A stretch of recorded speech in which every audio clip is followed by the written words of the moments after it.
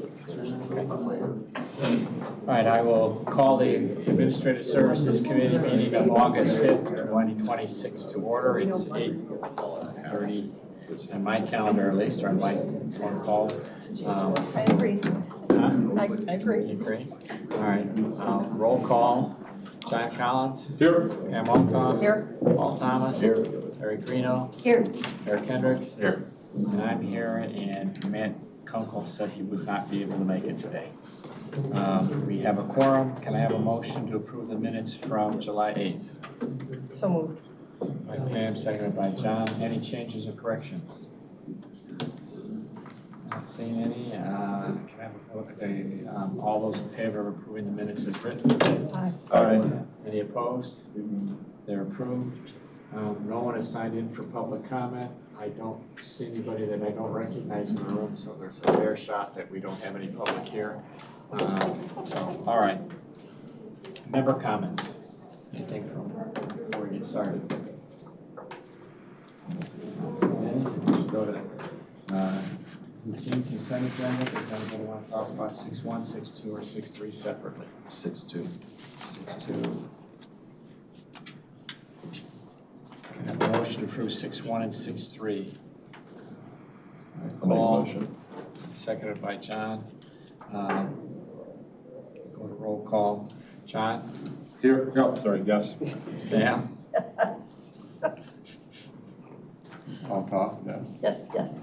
I'm sorry. Paul? Yes. Jerry? Yes. Eric? Yes. And I'll vote yes. 6.1 and 6.3 have been approved. Can I have a motion to approve 6.2 so we can discuss it? By Eric, second by Paul. Eric, you wanted it off? Yeah, I just want to amend it. I'd make a motion to amend it to remove this / Indigenous Peoples Day. It's not, Indigenous Peoples isn't on October 11th. It's not a federal holiday, and it's not a paid state holiday that we would close down for. It's the last Monday. It's September 27th, 2027. It's the last Monday of September. Scott, why do we have it? Well, we follow the court holiday, so this is based off of the court schedule. With the exception of the courts get both Lincoln's birthday and President's Day off, we get a floating holiday for that. So, Didn't used to be Columbus Day? October 11th is Columbus Day. And we're Still in holiday, in federal and state law. Indigenous Peoples Day is a federal holiday, and it's a commemorative holiday in Illinois, and it's not on that day. It's the last day of September, or last Monday of September. So I don't know why we wrapped the two together. I don't doubt anything you say, but why would our courts take a holiday if it's not a federal or state holiday? I don't know, I'm at the courts. I have no We're idea. just balling it up with Columbus Day. Then my ask would be is just, can we table this to the next meeting I don't see why until we get can't. some We're kind not- of clarity on coordinating those days with the courts, just because we do? yeah, it's not a question of whether or not that day is recognized as a holiday. It's the title of that holiday, I think, is the question. Is that correct? Well, no, October 11th is Columbus Day. It would be like having Valentine's Day on Lincoln's birthday. Like, it's just not that day. So, I mean, if the request is just to remove Indigenous Peoples Day, I mean, Kathy, unless you know of a compelling reason not to, I think it's just been as it's There developed. was maybe 3-4 years ago, a member had requested that be added to the holiday schedule, and we have done it ever since, but easily removed. Cut off the ends of the ham. Easily removed. Okay. Is that going to throw things off with the courts then? No. Well, the courts can just do The courts that. didn't rename it. We did, No, We but just we're added not the taking, slash but what he's and the taking name. is the holidays being removed. exactly. So we just put everybody back to work for a day. No, No, no, no, just no. ball Just together. leave it as The Columbus name. Day.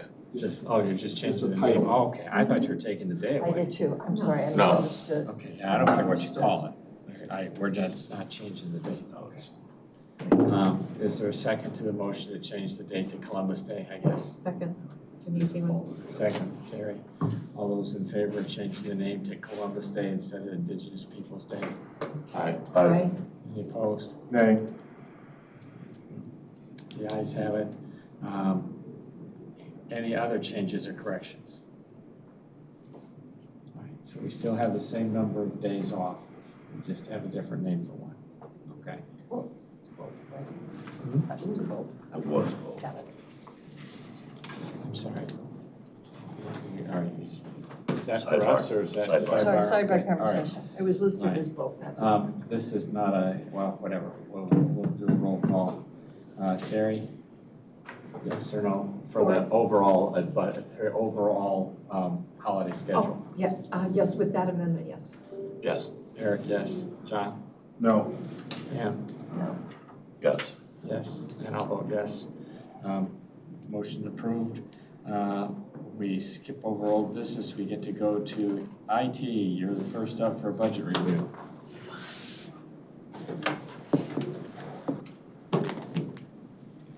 Who's gonna use the clicker? Yes. Who's gonna actually use that?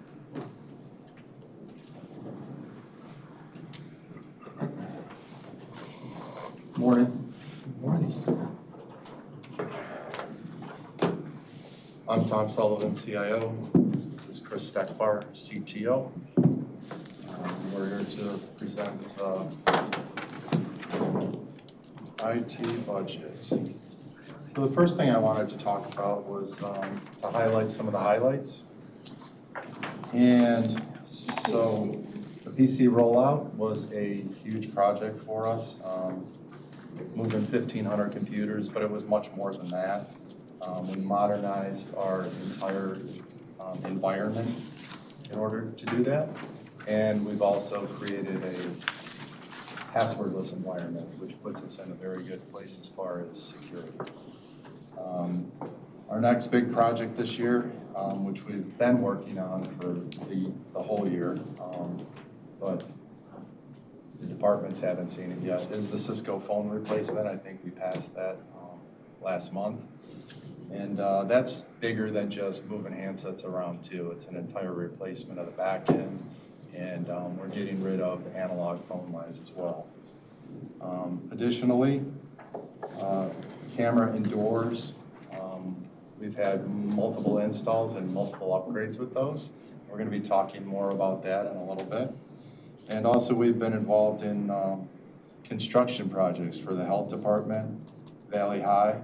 Valley High did a major wireless upgrade too. And then court admin over at 400 Russell. So talking about these projects, the PC rollout project, when the first quotes came in, they came in at 2.2 million. And if you recall, we paid 1.3 million. So we saved quite a bit of money there. Almost $1 million just on the equipment itself. We also saved around $450,000 by not replacing the monitors.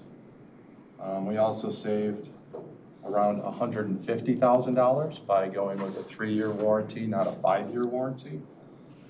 We also saved $75,000 by doing all the work ourselves, moving 3,000 boxes around and putting those in place. We talked about that Microsoft modernization. We didn't use any consultant help at all, saving $150,000. And the passwordless project. So if we would have bought software for that, it would have been a $300,000 annual expense. We didn't do that. We created our own solution. And we also saved $150,000 because we didn't use any consultancy help to do that project. The Cisco phone replacement project. So you probably recall from the resolution last month that the other providers were quite a bit more. We looked at Teams, we looked at Zoom, and we looked at Mitel. They were all at 1.2 million. Teams was a little bit more than that. If you recall, we were paying $800,000. So that is a $400,000 savings. We also saved $150,000 because we're not using any consultancy help with that project. We were able to negotiate with Cisco to do a proof of concept, so we used their pre-sales engineering support to create the system. We saved $50,000 because we're doing all the work as far as moving the equipment around. And we're saving another $30,000 by doing the in-house training ourselves, not bringing in consultants to do that. We eliminated software called Simulate. That's $150,000 annual savings. And we eliminated $50,000 directly from our IT budget. So in total, that's a little bit over $2 million savings this year. We haven't highlighted this in the past because that's just the way we approach things. But given the current situation, felt like it was a good thing to point out this year. So if I may, how much are you below what the original budget was from last year? The IT budget, $50,000. No, I don't, but like how much did you save? You've given us a list of 10 items at least that you saved money on. How much is that? I couldn't add it up as you were doing. Oh, it's a little over $2 million. But that's last year, I understand. So, moving on, we've got the supplemental list. You'll recall there were 3 positions on the list last year that weren't filled, and they're still on the list. These are positions that would, so there's 3 major enterprise-wide systems that we support. D365, the finance system, the tax system, and the document management system. All those systems touch every department, right? And they're pretty critical to day-to-day operations. We have 1 person that supports each one of those systems. So in terms of business continuity, it would make sense to have some backup there, right? The way the county works is if somebody leaves, they give you 2 weeks notice. There is no training that person, right? So it would make sense to have some type of backup person that understands what's going on just in case somebody leaves. That's why those 3 positions are there. And then we have a network engineer position that's new. And Chris is going to take us through some of the justification for that through a PowerPoint. Since 2020, we have taken over the physical security of all the county buildings, right? So we're now in charge of all of the door swipes, and we're now in charge of all of the cameras. And soon to be, the jail is going to be replacing their camera system, and we're going to be in charge or responsible for that system. And maybe you could start taking us through it. Yeah. So really what we're looking for is a senior network engineer position for this physical security infrastructure. So one important thing to point out with this position is there is actually no new function being created. Really, since IT has taken over for all the physical security, whether it be cameras or door swipes, all these sort of things, I've had to basically allocate a current network engineer position into that role. And what that did was it basically took away capacity from the network engineering team that was already very, very spread thin. Obviously, the network engineers in general are the top tier for technical problem sets that the county's facing. So having them be understaffed obviously puts burden and stress on them, and also results in potential functionality loss within the county. So we just talked about two of the solutions that we crafted in-house, right? That saved quite a bit of money. And so that's what we're talking about. It's a trade-off, right? So the county obviously is supporting a large and ever-increasing technology environment. 1,500 employees and active users. I mean, here are the numbers, over 3,000 Active Directory accounts, 590 applications, 21,000 help desk tickets each year. right? With an expectation of 99.59s, uptime, obviously, for our constituents as well as county employees. That's very important. So physical security demand has effectively increased. It's been something that each department's been looking at with some very large projects on the horizon. But effectively what happened was the camera, door, and reader demand grew across the departments.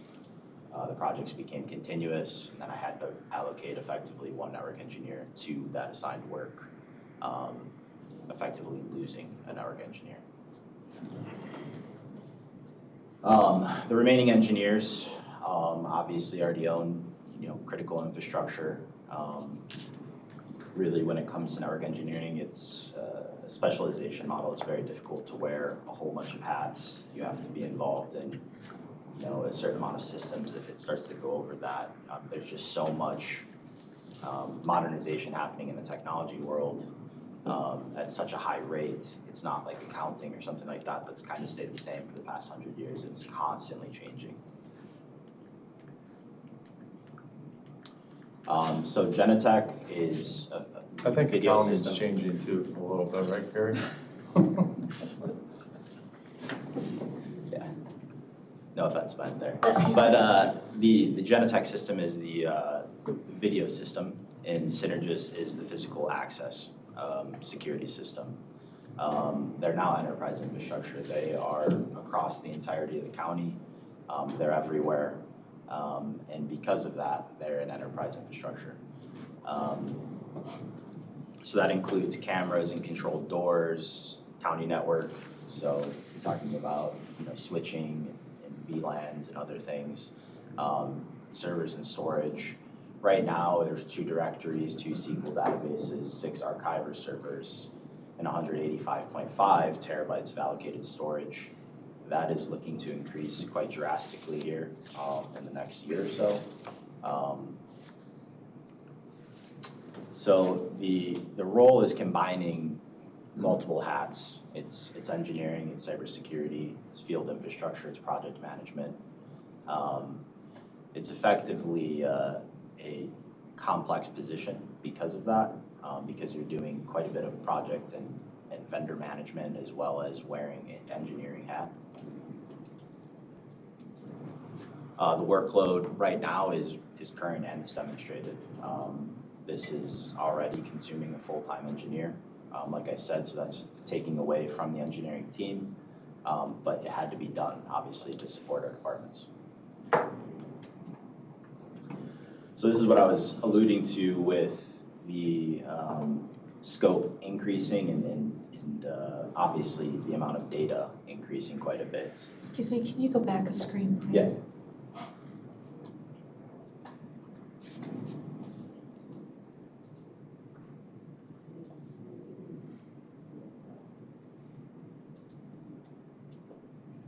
We could share Thank this you. with you. Yeah, I can No, send you that's over the okay. I file. just wanted to see today for discussion. So Yeah, yeah. Thank you. So the known projects on the horizon, right, that we've already started engineering work with, build outs and everything else, walkthroughs. One of the larger ones is going to be this courthouse camera replacements. We're replacing basically legacy cameras with high resolution cameras. Obviously, people are accustomed to their Ring doorbells and everything else being in super high resolution, and people want the same at the government center, so that makes a lot of sense, as well as our remote buildings. And Well, another, there's been a couple of incidents where the cameras are too blurry to tell what was going on, so they really need to be replaced. correct, yeah. When were they replaced last? Oh, I'm sorry. That's we only got involved with this in 2020, so a lot of these are even from before that. The original equipment, Yeah. probably. And it's a hodgepodge of different kinds of cameras, Okay, so there's no consistency. especially in the courthouse, because that's where they originally started. But these other buildings too, like this building needs a camera upgrade and, but they're not as old in this building as they are in the courthouse. The courthouse is the oldest. Thank you. The jail security system overhaul, that's a camera replacement, right? Correct, yeah, so Do right you now. currently like monitor those So- or handle the IT portion of that? So IT does not currently handle the jail system. It's currently a Bosch system. It has never been handled by IT, but per sheriff's request, they wanted us to effectively take that over. We can't handle the Bosch system. It's a closed system. We don't have any engineering in-house that understands that system in its entirety. So effectively what we'd be doing is replacing that legacy and antiquated system with a newer Genetech system that we support across the county. This has a few benefits as far as, at least from sheriff's perspective, that right now their command center, that main command center in the jail, they would be able to view perimeter cameras and everything else around the jail, increasing security, increasing visibility, those sort of things. So it's a replacement of all the existing cameras, but then there's going to be some new cameras too, I would imagine. So the sheriff currently manages that system. What's happening to, well, maybe you don't know. What's Yes. happening to that position then? So it's not currently a position, it's contracted. Gotcha.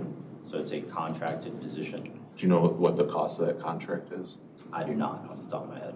That would be really important to know. Yeah. I think jail is going out right now, or sheriff is going out and they're looking for potential partners for that contracting position. I think that is a work in progress there. The jail project obviously changes the operating scale.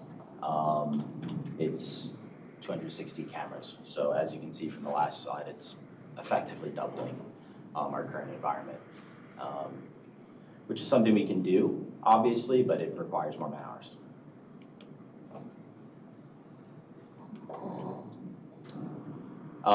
So maintaining the current staffing model obviously it shifts risk elsewhere, right? So we lose our core network engineer capacity, project delivery times, turnaround times, operational continuity, obviously. Tom was alluding to that with critical applications. When I have to shift an engineer away from that, it leaves holes from a backup perspective for operational continuity. Cybersecurity and recovery, evidence availability, and vendor dependence and opportunity cost, obviously. That's something the jail ran into with the current Bosch system, is their vendor slowly backed out, and effectively they were left with nobody to support the system. IT jumped in with a pretty substantial camera outage within the jail and replaced it, switching and everything else.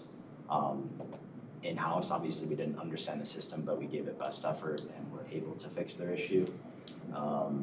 So that's the sort of things you're running into there. I just want to touch on it a little bit, and that's part of the criticality when we talk about the jail camera system and that's moving forward. That was basically a Band-Aid. The IT did provide a fix for it, but that's, just to be clear, it was just a fix and just a Band-Aid on that system. So talking about this, we got to keep in mind the bigger picture. To Member Altop's question about when that system was installed, it was early in my tenure here, so I want to say it's probably around 2015, 2016 or so that initially rolled forward. And what's important about that is that ties into also with their door system.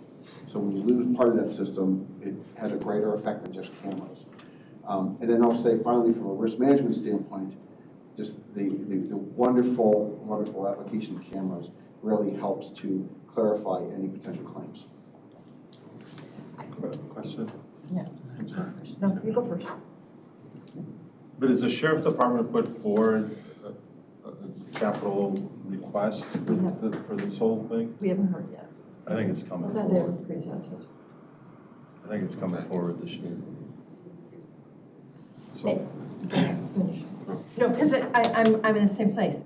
I would like, when that happens, I would like IT in the room with the sheriff. We're gonna Because be. you know what we're gonna get, we're saving money, but I don't know, because I don't know how that ultimately is gonna affect your department. I would like that, if you can coordinate it so that we have both parties in the room at the same time. Of course, and that's something that's going to be moving, Adam, correct me if I'm wrong, on the capital plan for the jail. But, right, there's an ask on one side, but is there an offset on the other? And I think that's important information to have. My understanding is it's going to be talked about at Law and Justice in August, and we're planning to be there too. Member Alcock will be prepared with that question then. Thank you. Yeah, so, oh, go ahead. So I'm not sure, I just want to make sure, I'm looking at this sheet and then what you've been presenting to us. I'm not, The new sheet has some changes in it, I was told. okay, but in general, and I'm not sure what the end is, you know, where we're going on this, but just to break this out of capital expenditures versus ongoing expenses in payroll, et cetera, because you're talking about one position, but here we have 4 listed, and so you have a lot more to share, right? So this is specifically about one position. Okay. Those other 3 that were mentioned are for critical applications around the county. Tom alluded to it. Okay. They are effectively for business continuity purposes. Okay, This is effectively a loss of staff due to the rise of physical security and camera. okay. Because there's a difference between what you're talking about in capital expenditures, which in some cases is going to be one time because of upgrades and changing systems, versus ongoing expenses. And that affects the budget differently in how we're looking at it. But also, just from what you've presented so far, I'm looking at 4 different elected, or not Valley High's case, but different areas that are functioning that would be, I would think, taking responsibility for part of the costs. Sure, For example, departments. Valley High, the sheriff, Treasury, and public health. So, I don't know that that's our purview to say that, but that could be well, true. I'm just Yes. saying, so, but okay, so I know that you're just giving us a lot of information, but this is not a bottom line. Okay, so, okay, Correct, yeah. all right. Yep. Easier to bring it up now than to try to go back later, so. Okay. Yeah. So the proposed state is effectively, there would be a senior network engineer who owns the Genetec Synergist and Physical Security. They would, move into that senior role, and then we would leave effectively a vacated network engineer role to restore the network engineering capacity. So I did some cost comparisons. I know we were talking about that. I used Sourcewell contracting for the price. So that's a procurement agreement through Cook County, various other counties. So really what it illustrated was internal ownership is materially less expensive than full-time contracting. What we're talking about here is the senior network engineer starting salary would be $91,403. If you include benefit, elections, all that sort of thing. It still effectively results in a annual difference of $176,000 with a 5-year benefit of $880,000. Obviously, no inflation included in that. So there is a material savings versus contracting that out. So we're already reducing project costs across the board. Another question. Currently, those contracts are being outsourced. Were you projecting what would be outsourced if we weren't doing it in-house? Or are you actually quoting things that we're paying for now that we're taking over, so that no longer will be outsourced?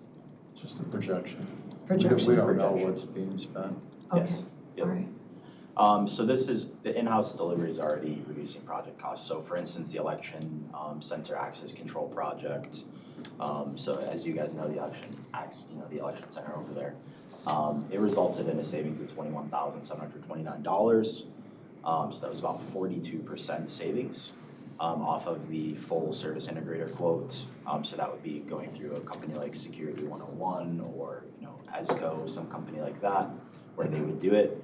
Instead, we put an engineer in there, he put on his project management hat, he put on all those sort of things, and we saved about 42%. Same with the 400 Russell courts, so that is for the courts.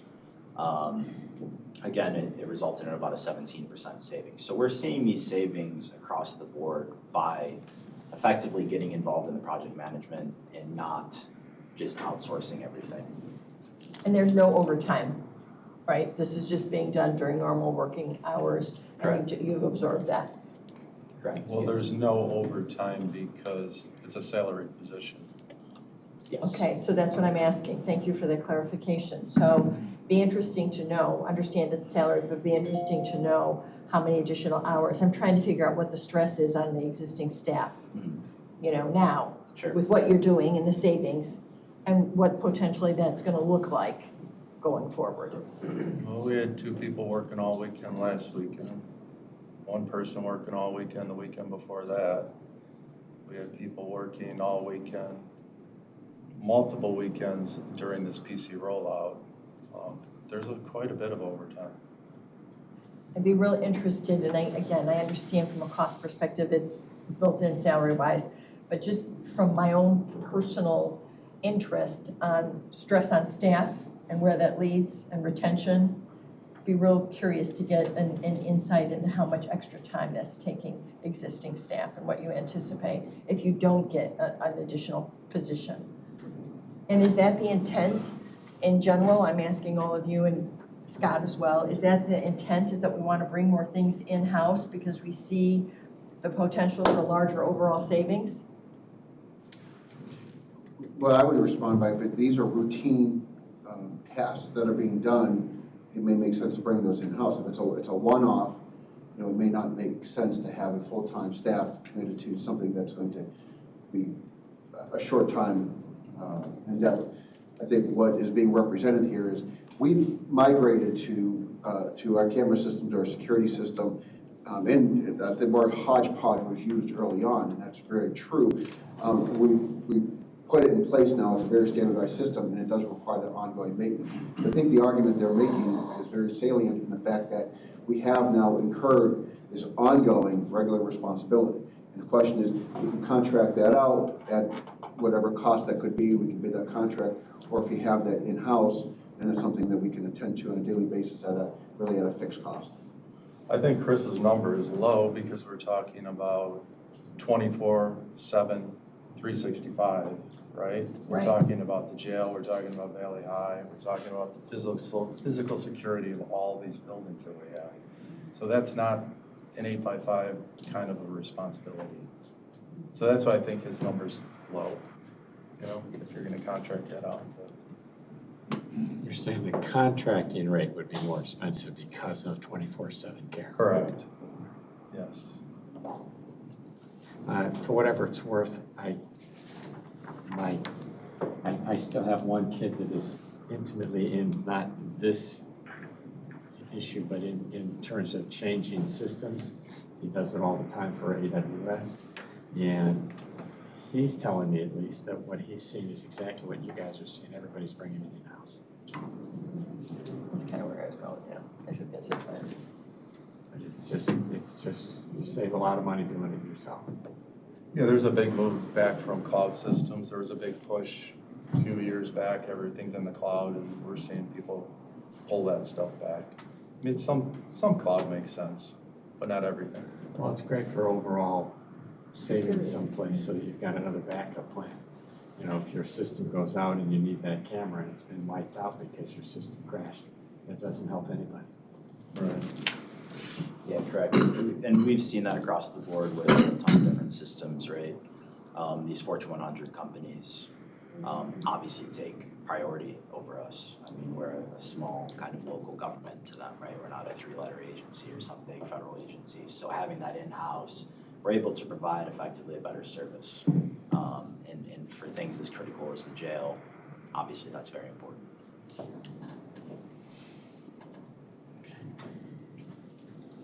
So one of the risks with bringing it in-house is keeping our intellectual property in that staff. Are these pay rates competitive? Say that again, please.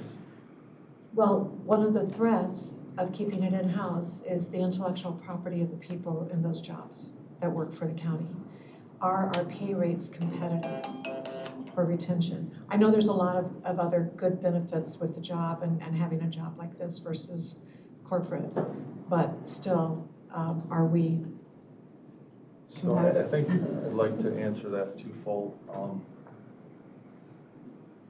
First of all, we work with a lot of vendors, and even though they're supposed to know what's going on here. They don't, right? We have to walk them around, hold their hand the whole time. They just don't understand the network. They don't understand the landscape. You know, they're constantly training people too. A good point. It is that It's- industry. As far as rates, I'll be honest, I'm worried that, you know, it seems like we've been in a recession maybe for the last 4 years. It seems like the rest of the economy, at least parts of the economy, are coming out of that. And we're the government, so we always hit the tail end of it, right? So yeah, I worry about losing people because there's gonna be more attractive, better paying jobs out But there. based on what is known right now, you believe that these are competitive rates to attract the talent? Yes. Okay, I mean, that's fair, and I understand, yeah. Thank you. So what's really being requested is the approval of one senior network engineer position. The starting salary per the grading is $91,403. And as I went over with the contracting difference, we'd be looking at $176,000 savings effectively. The county already is taking over this workload. Approval would really just be aligning what's being requested from a staffing perspective with the operational reality, the pressures and internal expertise that's needed. And you'd say this position is your priority over the 4 that are listed? Yes. Chris, you're showing 91,000, but I think you said your total in was 136. Is that correct? The payroll burden is really what you want to quote. So then you Correct, really, yeah. The full payroll burden depending so on benefits. that'll change that 176 number. Correct, yeah. So you, Yeah. that's what the So it's presentation. 136,000. Yeah. Yeah. Should have a line item So for that's what- benefits. Well, or I have 128.5 on the payroll burden. Well, they had it on 136 on the screen, that's. Okay, different on the paper, okay. Well, Well, that one's, A lot closer than the just other. to clarify, that 176 you're quoting, that's just the savings from the alternative option, correct? Correct, yeah. And I'm by no means an HR specialist or anything. Right, so if you add in the burden. So that could change one way or That number another. goes down another 40,000. Yeah, You know, so 136 maybe your savings. It's just still a savings. 135. It's still a savings, but yes. there's a lot of numbers being thrown around and And they're just we not adding haven't up. talked about Very the thing we nice. did, that you're gonna get in law and government. What is the sheriff giving us? That's, yeah. Right. Right. Because, I mean, he's, It's for him. it's covering his turf. When's the jail project supposed to be, I guess, completed, initiated / completed? Do we know? It's not funded yet, so. Okay, fair enough. Yeah, no, it's put in the capital plan. Obviously, our role as IT is to support the departments. There was a request made from the sheriff. So we've started engineering work on planning and everything else. But has he indicated, like, this is like next year, or? Well, I'm sure that's what they want. The system itself is failing, right? When we talked about this a little bit earlier in this meeting, that we were able to go in there and fix this, we were lucky. And I don't want to give you all the reasons why we were lucky, because they're security related, but we were lucky. We didn't think we were going to be able to fix it. We went through it last year with the body cameras, and that was like it's like once every 8 years, or I think is what it is, that we got to replace them. So we talked about possibly just rolling that into their budget, you know, dividing that number over in 8 years. Where do you see these cameras? I know Scott said 2015, 16. So the cameras that maybe potentially be put in, are they a 10-year camera? Are they 5? Are we considering rolling that into their budget as well as just I did put into the IT capital plan some money for these cameras because we do need to start planning on replacing them on a rolling basis. every 8 years or? You'd think it's gonna be slowing down, right? Like, How much better? I think like in most of the hallways, these 4K cameras that we're gonna put in are gonna be good for at least 5 years, maybe 6. And these 8K cameras that we're putting into the parking lots, the same. Maybe not quite as long for those outdoor cameras because of the weather, but they are encased. I would say somewhere in that 5-6 year mark. I think it's important to note, in particular when it comes to cameras, right? These aren't your traditional like optical zoom cameras, so it's not like a telescope, right, where you're looking through it as an actual magnification aspect there. Effectively, they're using something called digital zoom. So that's why you have these much larger resolutions like 4K or 8K, because you're taking a picture and then you're zooming into said picture, right? For things like recognizing a face or recognizing a license plate, or those which are important obviously to our sheriff's department or jail, or really lawyers in general when it comes to anything pertaining to legal matters. Any flock cameras? No, there are no flock cameras in this project. Yes. So there's some other things on the supplemental list too. It says pure storage.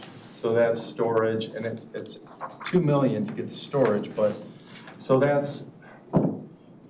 part of that storage would be used for the camera upgrades in the courthouse and in the other locations on campus. But part of that is really part of this jail project too, right? So it's not really $2 million in addition to the jail project. I think it could be part of that jail project. How much of that 2 million is it approximately? At least half. At least half.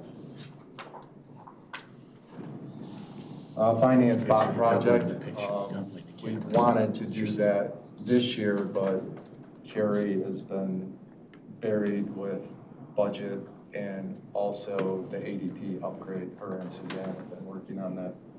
Probably a lot of weekends for them too, working on that. For this finance bot project, we want to put in some robotic process automation in order to put technology into the finance. And so we really need to, if the long-term plan is to reduce staffing, right, which it has to be, unless we're going to increase the budget, we have to start reducing staff. We need to put in some type of automation in these processes that we have that we're using clerks for. And I'm not suggesting that we like get rid of people. What I'm suggesting is that we create a plan so that as people age out, we don't need to replace them, right? That seems to be the right way to do things. So this would be a start on doing that, right? We also have MS endpoint privilege management. That would be it's not critical to have it. It would be a nice thing to have. It allows users to install software without administrative privilege. It gives them administrative privilege for a short period of time and then revokes that, right? The reason you don't want your basic person to have administrative rights and the ability to install is because of the malware, right? This upgrade MS G3 to G5, I'm not suggesting that we do that this year. I put that on here because Microsoft is pushing people in that direction. At some point in the next 2-3 years, we're gonna have to do it, right? There's already, like this endpoint privilege management, that's part of that G5. Like there's G1, there's G3, and there's G5, and they give you different functionality, right? It's different tiers of the licensing. And we're in a G3 license, and they're pushing people into this G5. There's functionality that like the health department bought some software, right? And they need some G5 functionality. And Microsoft won't sell you, if I have 10 people that need a G5, they won't sell you that. It's all 1,500. That's what they'll do. There are upgrades at this point, and that's what we're using, right? There's a G3 uplift to that G5 functionality for certain things. But at some point, historically, they get rid of that and they push you to the next license level. So I'm not saying that we need that now. I'm saying that we need to keep our eye on that for the future. And Comcast ENS. So I don't think that we need that right now. That would be a nice thing to have. So right now we have a hub and spoke model with our remote sites, right? So they all connect us via AT&T ASE.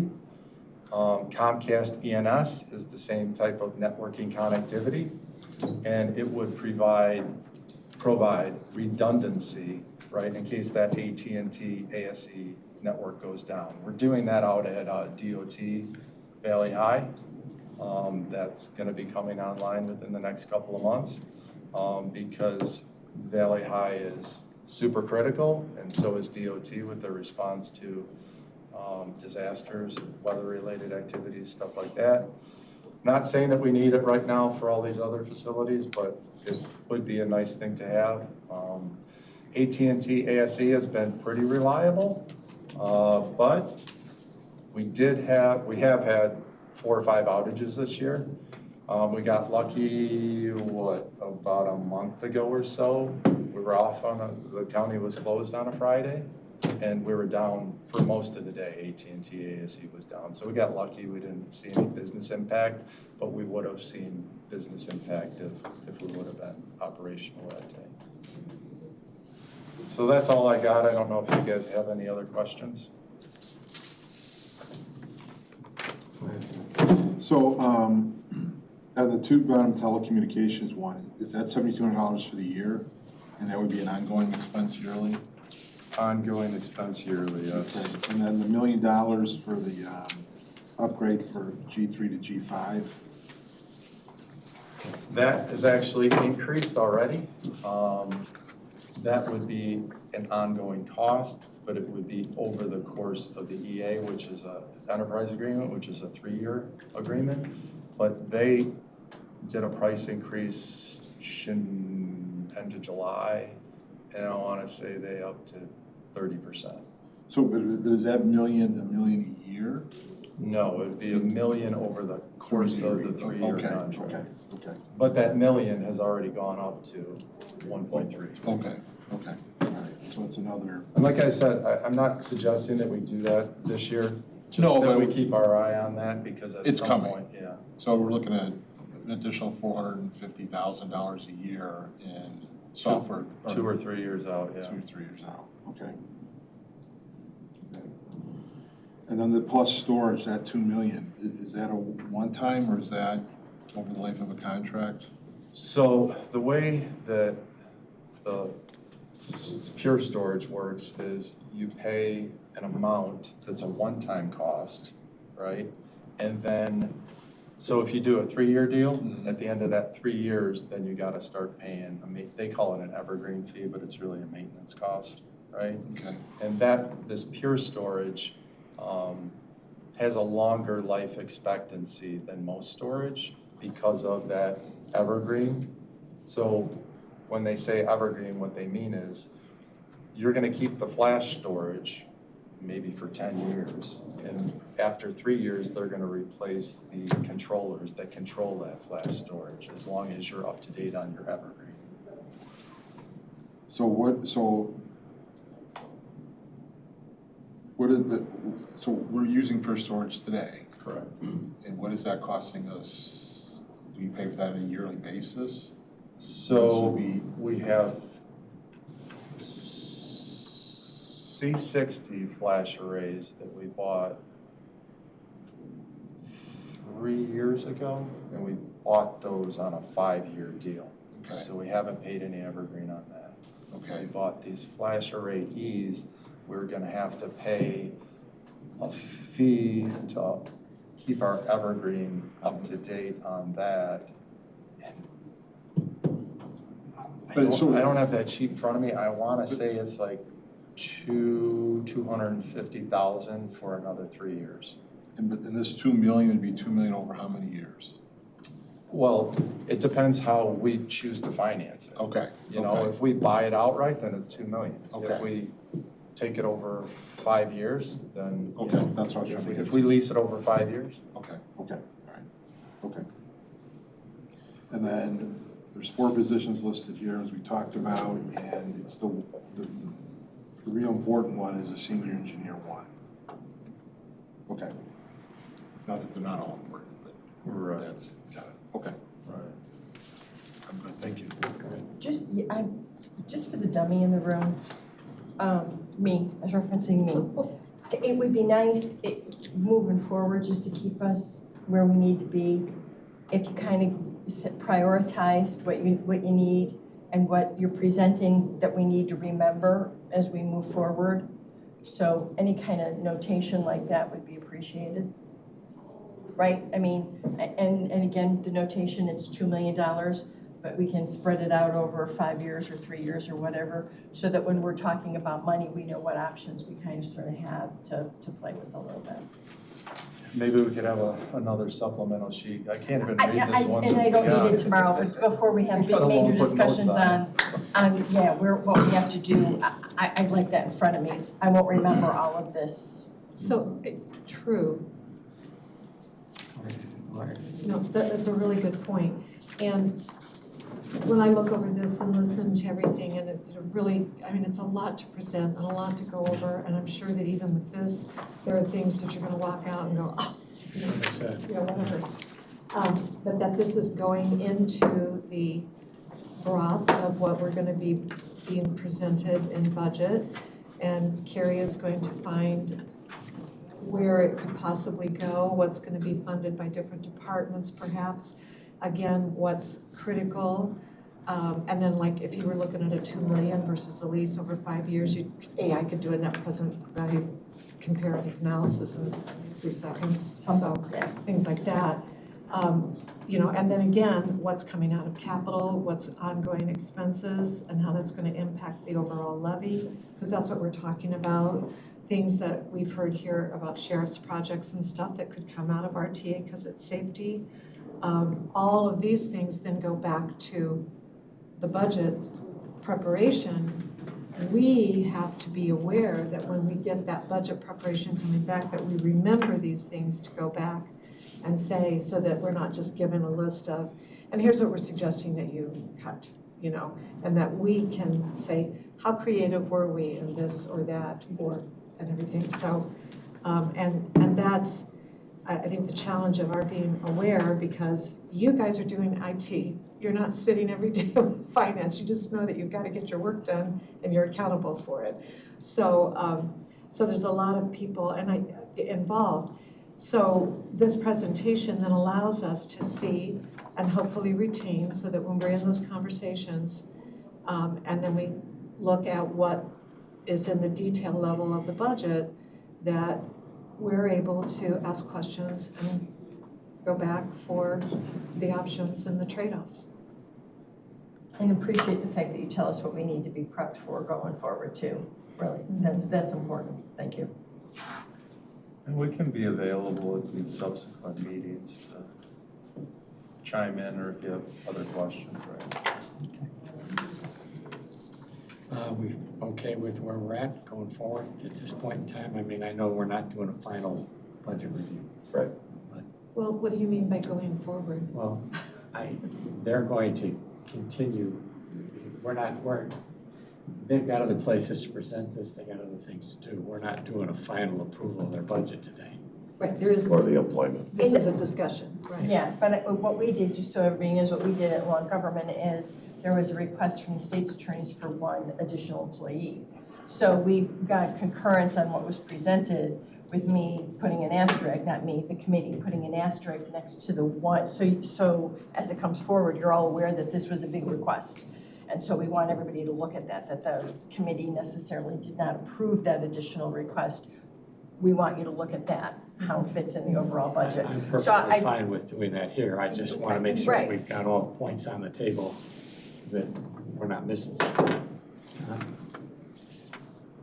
I am concerned that, and correct me if I heard this right, that there's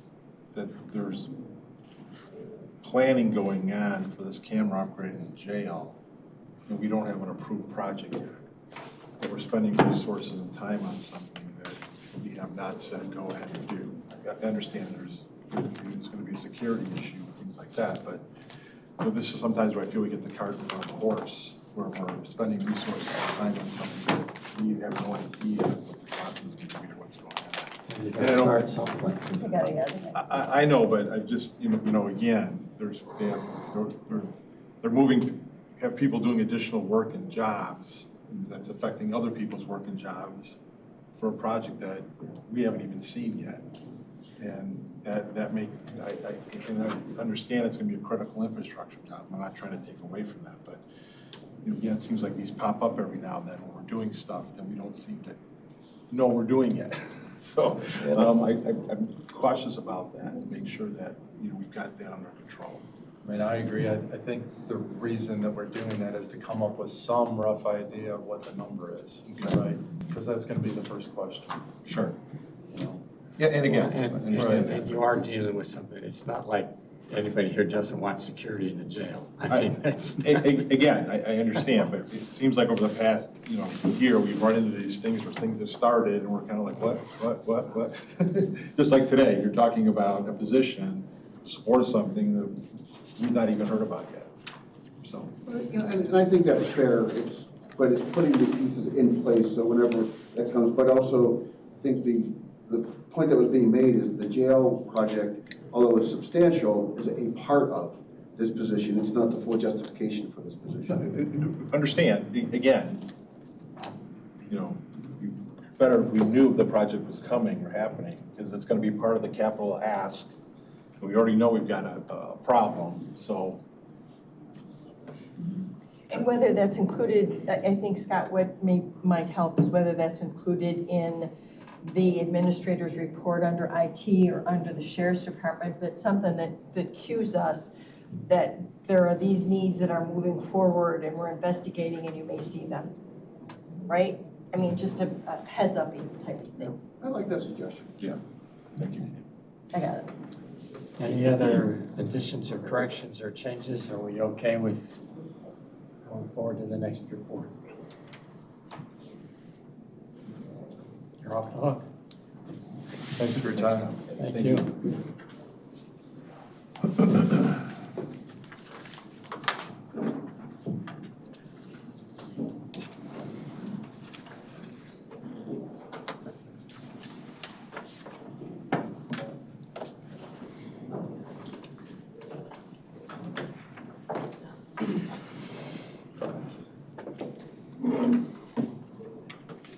This is a hot seat.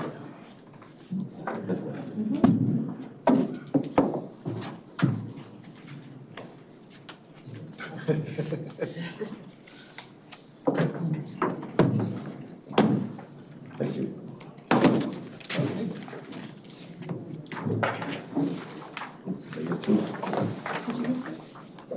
There should be county board and county board.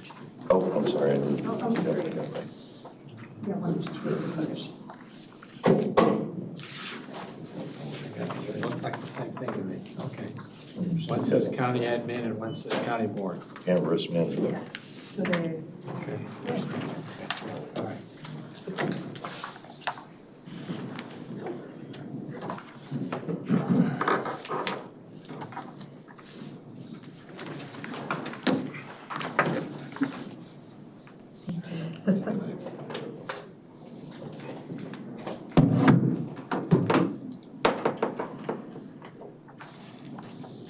So just a quick apology on a few changes. We were just finalizing payroll, so we had a few adjustments to what was originally posted. But the documents that were just handed out to you are the ones that are currently in the packet. There's just a few minor changes that were seen.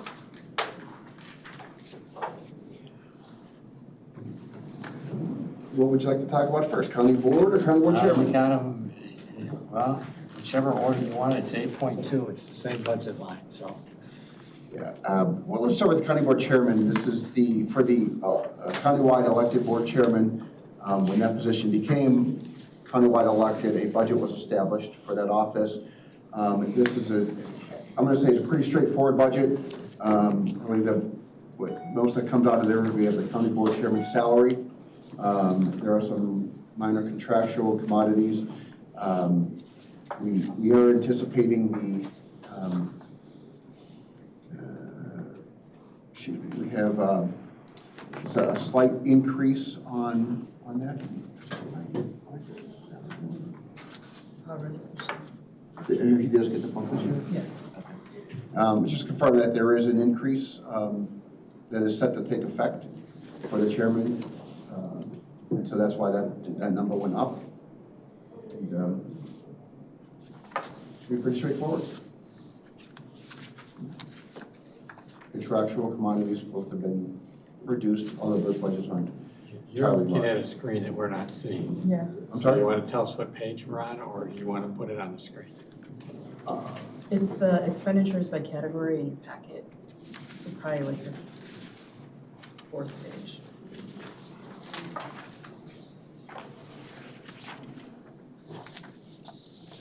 It's under the county board chairman. I got it. I mean, if you want, I can. That's county board. Oh, here. Oh, I'm sorry. So, oh, the chairman, County the, board chairman, that's in the packet. that one did not have changes. You want to plug directly? Yeah, let's just plug That's your. fine, but that's one of the reasons I was having trouble. All right.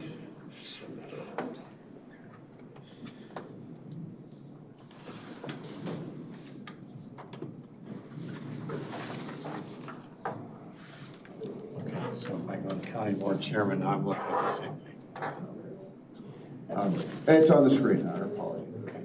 So, county board chairman, what I was referring to is, if you look at the expenditures by expenditure summary.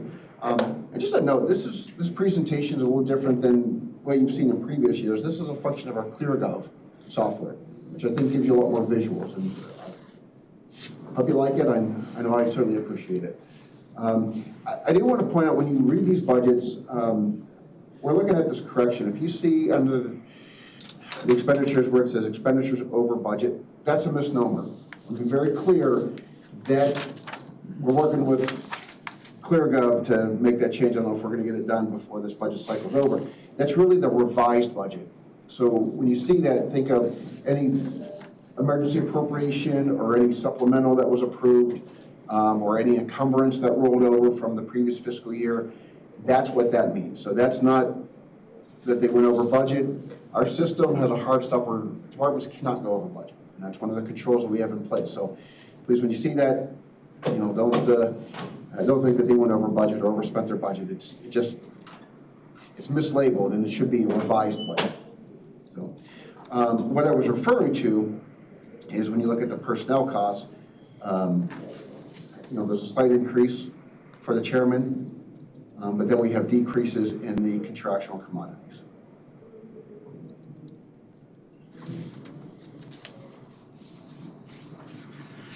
Questions? I found the right place. Now, which one do you want to go to next? County board or county administration? Well, let's go to the county board. This one we should have paper copies of. Just hand it out.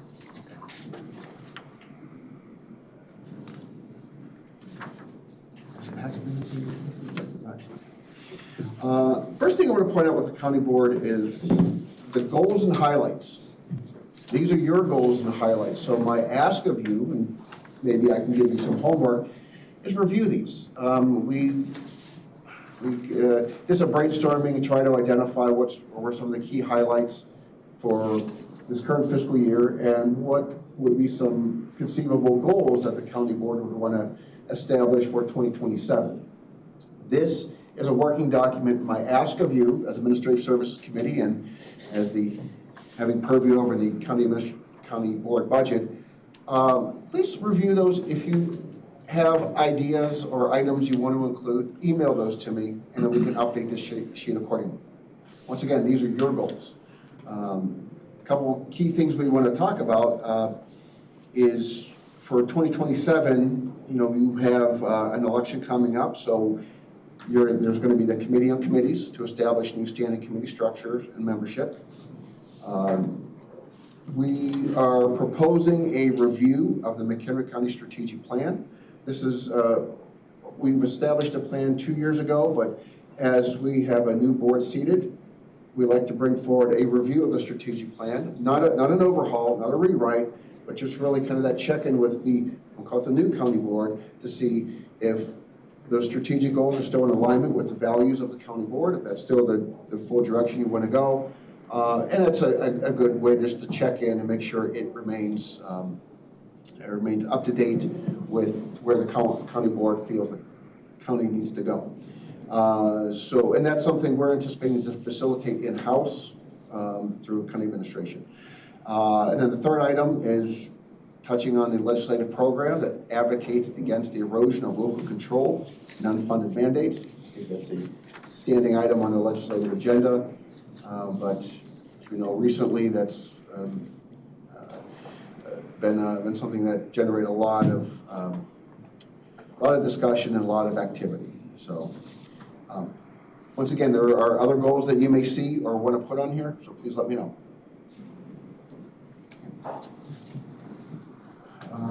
As far as expenditures, once again, the county board budget is pretty straightforward.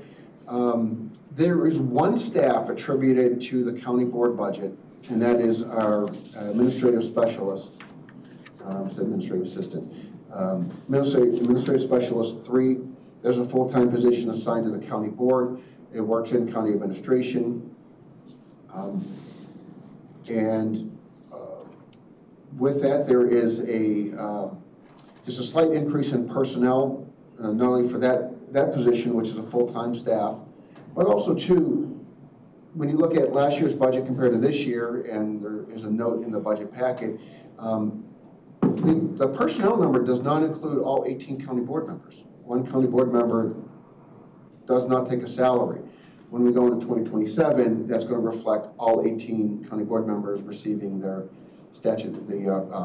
salary set by resolution. So that's why you see that number change to almost 6%.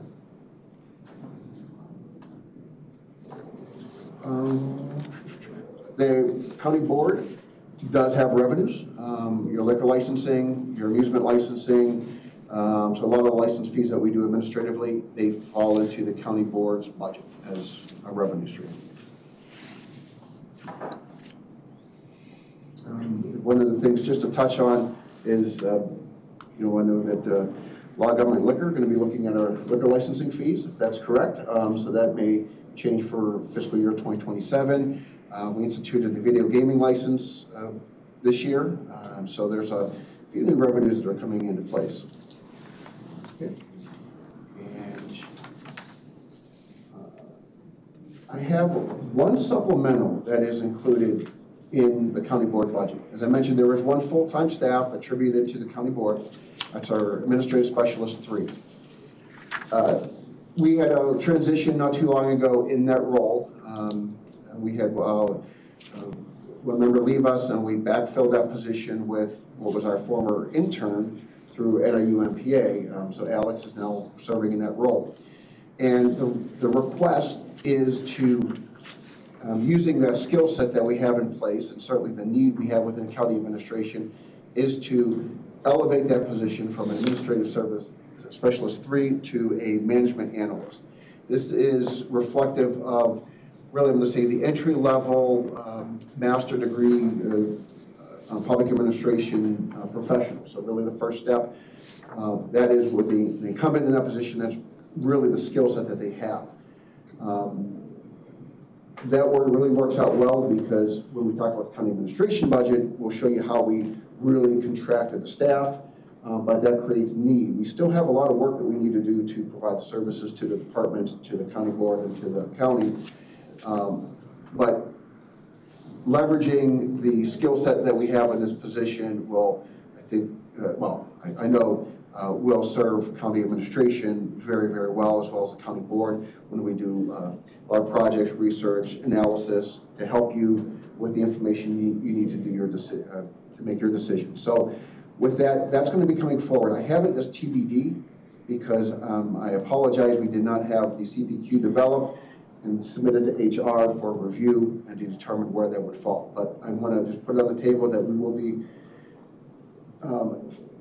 pursuing this, and of course, it will be a supplemental, so it's something ultimately that would have to be decided upon by the county board, but I just want to express my intent to move forward with this. Questions about county board or county board chairman, either of those? Jerry? Could you repeat on the revenues, what makes up the revenue sources? Liquor For license? the county board. So liquor license, cable franchise fees, that's what's actually causing the slight reduction because we're seeing that revenue go down. Video gaming, that's the one that went up last year. And miscellaneous Like income. raffle permits, Yeah. things like small ones. Little things. Okay. And my second follow-up is, does this mean that the expenses are virtually covered by these revenue streams? So this is a general fund department. So we don't necessarily look at just revenue and expense by department. First off, the personnel line doesn't include health insurance. So even if you're just looking at it, Why? so It doesn't have payroll burden then? So in any general fund department, the FICA, IMRF, and health insurance is in a different department. Okay, that's, So I guess my first response to that is we don't typically look at general fund departments as, are they making revenue to cover their expenses? well, Of true. course, it makes a difference, but then the second is, if you're going to do that, you have to add both FICA and health insurance in this case. Right.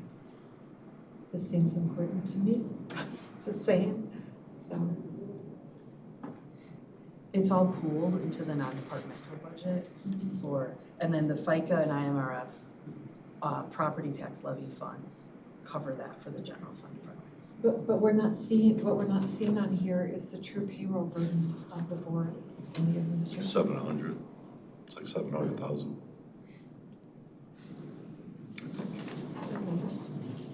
How difficult, Carrie, how difficult would that be to supply that information as just a separate aside line item, not included in the actual budget figures, but, information you should know, and include those expenses, the Yes. healthcare, FICA, Actually, it's very easy because in ClearGov, we budget for the employee as a whole. And then when we send it over to operating, that's where we divide it out. So we have it on the personnel side calculated. I think for our budget discussions, that probably would be, a valuable piece of information just to include as, Yeah, we can. thank you. Any other changes or corrections or things that we're looking for on the issue items? If not, let's go to the next. Okay. Once again, please review the goals and highlights and let us know if you have any additions.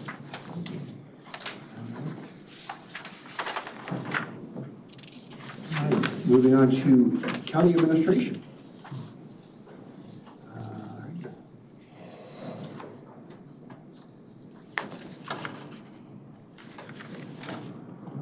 This budget is quite different than last year's budget. And it's different primarily because there's been a substantial reorganization that occurred between last year and this year. And that really stems from the transition of county administrator role. I think that was a catalyst, that was a catalyst for a lot of other changes. When that occurred, there was in essence, a reduction of 2 full-time equivalents within county administration. We had an administrative specialist who would sit at the front desk. When that position retired, it was not backfilled. And secondly, with the county administrator, the former county administrator retiring, and I moving into that role, basically there was a reduction in in the overall administrative staff, because if you recall what was done, the deputy county administrator was backfilled, position was my former position. Alicia stepped into that. And then we created an assistant administrator position, which Adam was put into. And he was director of procurement and special services. So in essence, you have the work of what 5 individuals have been doing is now done by 4. And that created the other full-time equivalent reduction in this reorganization. But when you look at the overall full-time equivalents, you say, well, wait a minute, it went from 13 to 16. Because finance is still included in the county administration budget. But when we made the transition in this reorganization, procurement moved over to finance.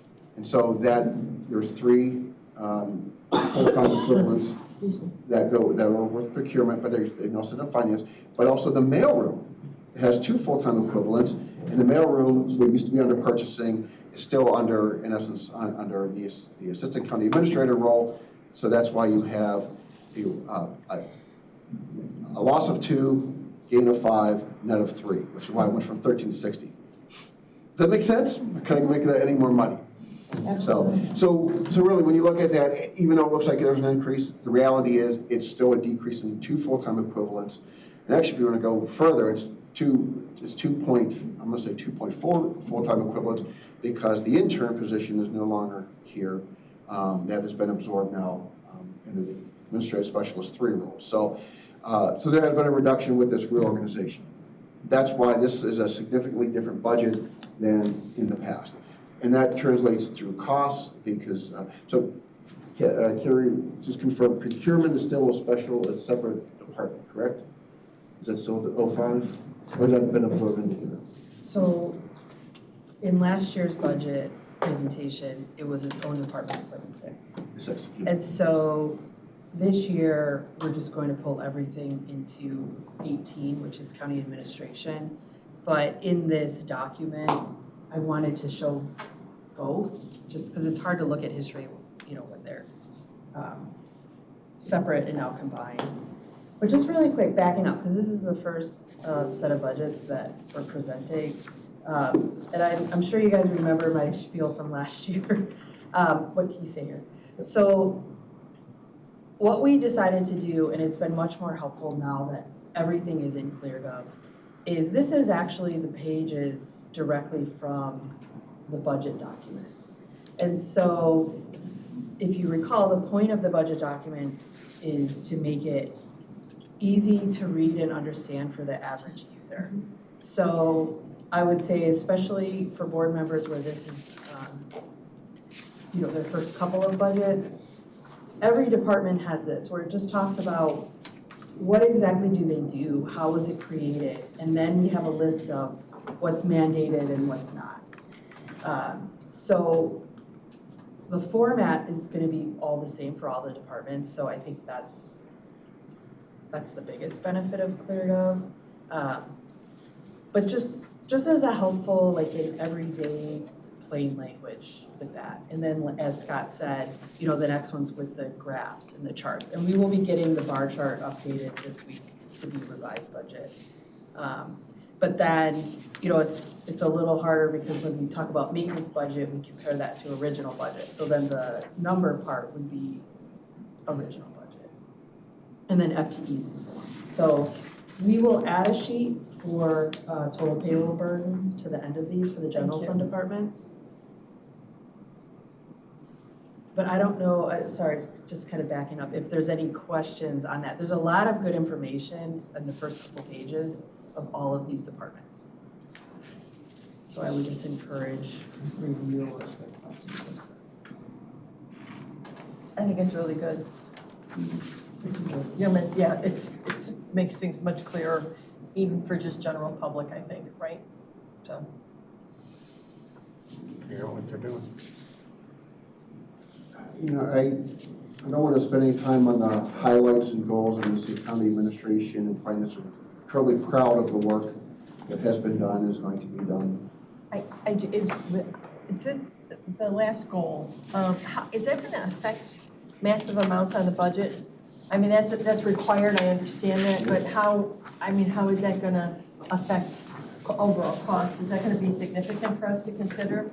Well, Alicia has been on the front end of this one, she can speak. I've obviously, we've been tracking this, so I just wonder what that cost is ultimately gonna be to us.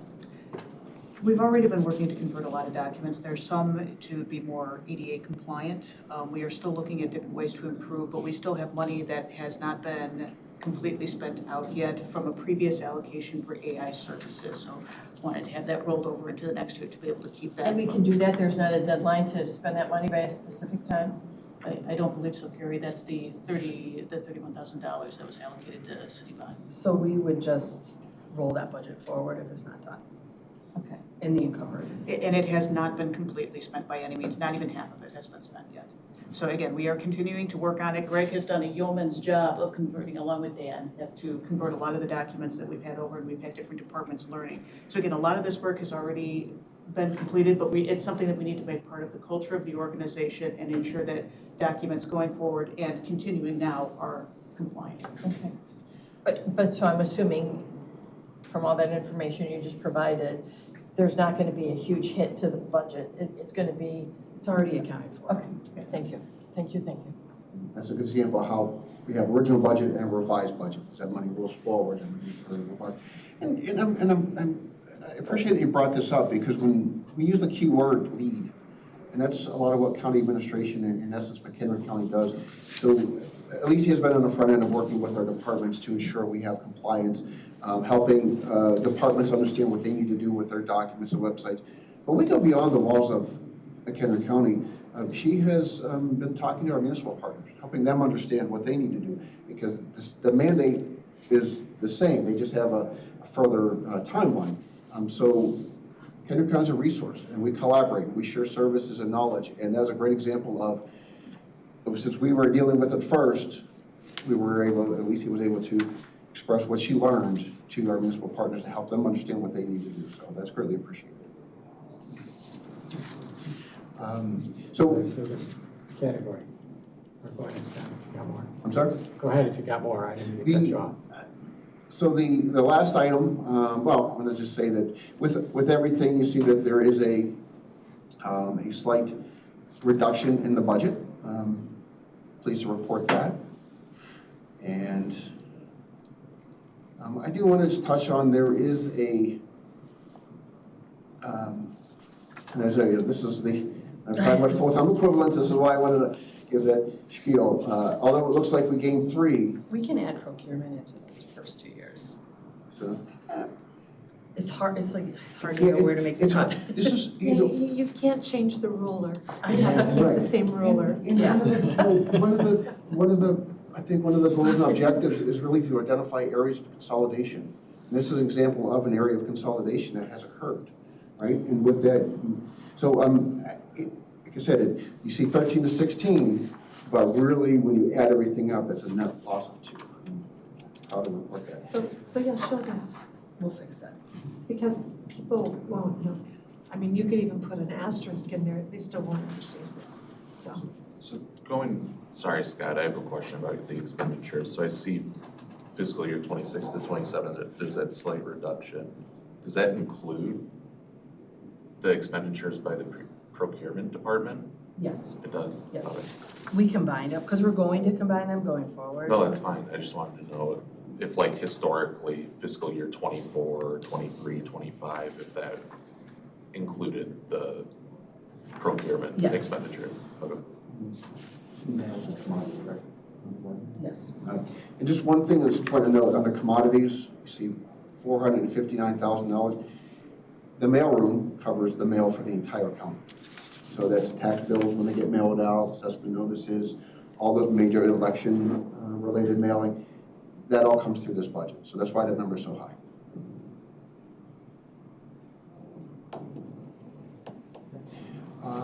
For the supplementals, unless there's any questions, we're good. Go ahead. There's any supplementals? Okay. So there are 3 reclassifications that are being, actually I'll let Carrie speak about these 2. The one that, from county administrator standpoint, I'm looking to reclass the administration manager position. This, once again, just like the administrative specialist, I apologize, I did not have the CPQ, or comprehensive position questionnaire, developed to give to HR so it could be graded. But in light of all the transition I spoke to in the consolidation and reshuffling of duties, the administration manager position is really elevated in the roles and responsibilities. So the current role is not reflective of what that position does. Once again, we consolidated. The same work is being done, it's just being done with less people, so that means certain people are doing more. And the intent of this reclassification is to acknowledge and to reflect that the change in duties of this position. So that's something expressing my intent to go through with that, go through the regrading, and bring that forward as a reclassification for supplemental. And Do you anticipate that being a higher classification? yes. And Karen, I don't know if you want to speak to the other two. So I guess the same, and my apologies. I feel like we would yell at other departments for not having this done. But I at least wanted them on the list, and whatever comes of the discussion with HR, I will bring forward next month. But these two positions in particular, you know, Suzanne talks a lot, I know with you guys, about there's been quite a few positions that haven't been looked at in a while, and these two would fall into that. So really, it's just through the budget process, taking the opportunity to look at what they're doing, and then more importantly, look at what is new, what I'm asking them to do, you know, that they weren't doing in the previous, you know, because part of how consolidation works, right, we're down in FTE, is looking at reshuffling and getting the right tasks or jobs with the right position. And so part of the advantage, I think, of having procurement under finance is they're just kind of part of the bigger pool, and we can pull them in and help, you know, like just for example, the administrative specialist helped a lot this past quarter with some of the ARPA reporting, because the person in the ARPA position right now is really filling two jobs because of a retirement. So just re-looking at those. So I will bring them next month once I talk to them. Go ahead. Two comments. Obviously, what we should understand is when you do the consolidation and the reclassification, typically what that ends up being is not a complete overall savings, because I'm going to assume all of these are going to be an up in classification because they're taking on more responsibilities, right? Correct. Yes, ma'am. All right, and then number two, I would hope that in all of this that we're doing and, you know, looking at reclassification and new duties, we're also doing a whole lot of cross-training. Just noting what was said with IT, all the responsibilities, and if one person goes down, you certainly would hope that the rest of the staff. So I would certainly just state out loud that we're doing everything we can across the board in all departments and ensuring that we do have that availability, even if it's only a short-term fix, that we have people who can do other people's jobs for a period of time. Understood. Had to say it out loud. Good, thank you. In a couple of points that were made, this is really, when we think of kind of how the county is moving, there's two guiding principles. Number one, you know, as you recall, through this current fiscal year, the county board really expressed its desire to limit the reclassifications that come before you on a routine basis to 2 points, mid-year, and then with budget. So this is kind of what you're seeing, and our departments are adhering to that. You've got two cracks. In previous years, you would see, you know, any given month, you would see reclassifications come before you, and that's being much more controlled. So you're seeing a few come through with the budget cycle, and that's part of that directive of just limiting it to those 2 times a year. And secondly, with any reorganization, you know, there is, I think as the point was made, there is going to be likely reclassifications as duties are shuffled and duties are absorbed into other positions. And the benefit is, you know, if you can absorb those duties, then that'll that eliminates the need then to refill or backfill a position, right? So reduction in headcount is a goal. With that, that is all we have for, I believe, all we have for county administration, county finance. Any questions? For the procurement and administrative specialist roles, they're not new positions, correct? No, they are existing positions. Oh, they're moving, okay. How long has the position been vacant? They're not They're not vacant. No, they're not. They're reclassifying them to a higher level to deal with the reduction of one full-time Oh, employee. all three are reclassed? I thought only the one was. So the, when. All three will be reclassed. Yeah, all three will be reclassed. Potential reclass. Okay. One of the HR and Suzanne's objectives has been to look at a third of the county's positions every year. So in every 3-year period, all positions would have since been reviewed. And so, as Carrie mentioned, these 2 positions fall within this year's look of positions. And state's attorney, public defender were included in this year's lot of positions are going to be reviewed. Is that correct? Yes. Thank you. And so this is something that we're going to do routinely, and the intent is within a 3-year period, jobs may change, technologies may change, and we'll be able to capture kind of the change, and we'll keep positions up to date. Some positions have not been looked at in years. So the full-time equivalents would stay the same though, even if all of these were reclassed? Correct. Yes. Okay. And and even a reclass doesn't necessarily equal an increase in pay, depending on where they are in their current grade and so on. But I think it's important to at least look at them. Any questions on county administration, county finance? Risk management time. All right. This- Ooh, I'll let you have this. I know, but this one's, there's probably a lot of excitement coming into this meeting because I know the favorite budget that's being presented is risk management. A lot of excitement, a lot of energy, and a great PowerPoint. Unfortunately, in some sort of disappointed, I was not able to pull together the presentation that I'd like to do to show you where things are at. You mean it'll be shorter? Yes. It will be short. But I'm going to hit the high points of it, and we'll go from there. So risk management actually is a part of county administration. If you saw in the county administration write-up of what falls under risk management is in essence, a division of county administration. And, sorry, wrong one here. Okay. But this handles really the liability insurance and all the claims for the county. So workers' compensation, civil actions against the county, they fall through risk management. The procurement of insurance falls under risk management, management of claims, settlements, things like that. So, and what makes this, as part of this budget, because the state's attorney does a lot of work defending the county, and that's the role of the civil division, part of their salary, for a fair amount of their civil attorney salary, is allocated into the risk management budget. So when you see that number, and you say, why is that so high?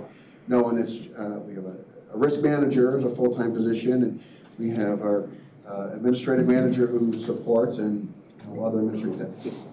State's attorney has a lot of contribution into the risk management budget. So it's important to know because as they provide defense in-house, this is where there is, in essence, paid for.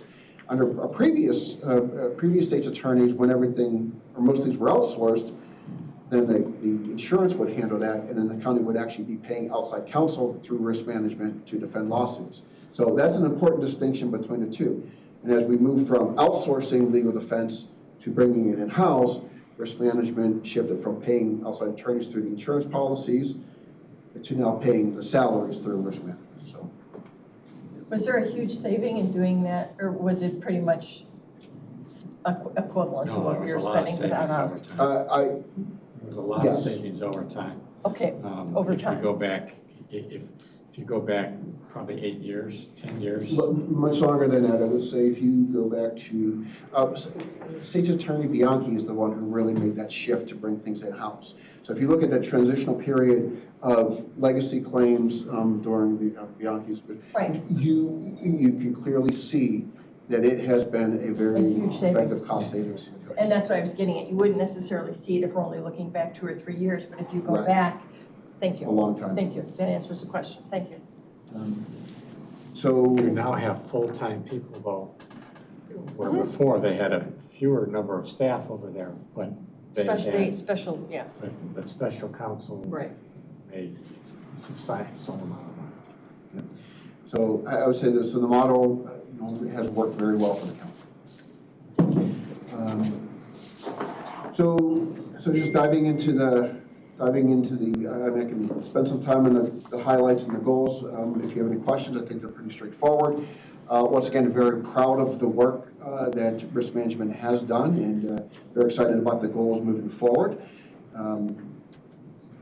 But just looking at the expenditures, so a large drive, there's 2 key drivers to the risk management budget: our insurance costs and our loss. Our claims, settlements we have to pay out, claims we have to defend, workers' compensation expenses. So those are really the 2 biggest drivers. For this year's budget going in, and it's a challenge because every year as we sit here in July, August, we have to kind of predict where the insurance market is going and where our insurance policies are going to go. I built in a 6.5% increase to our insurance policies.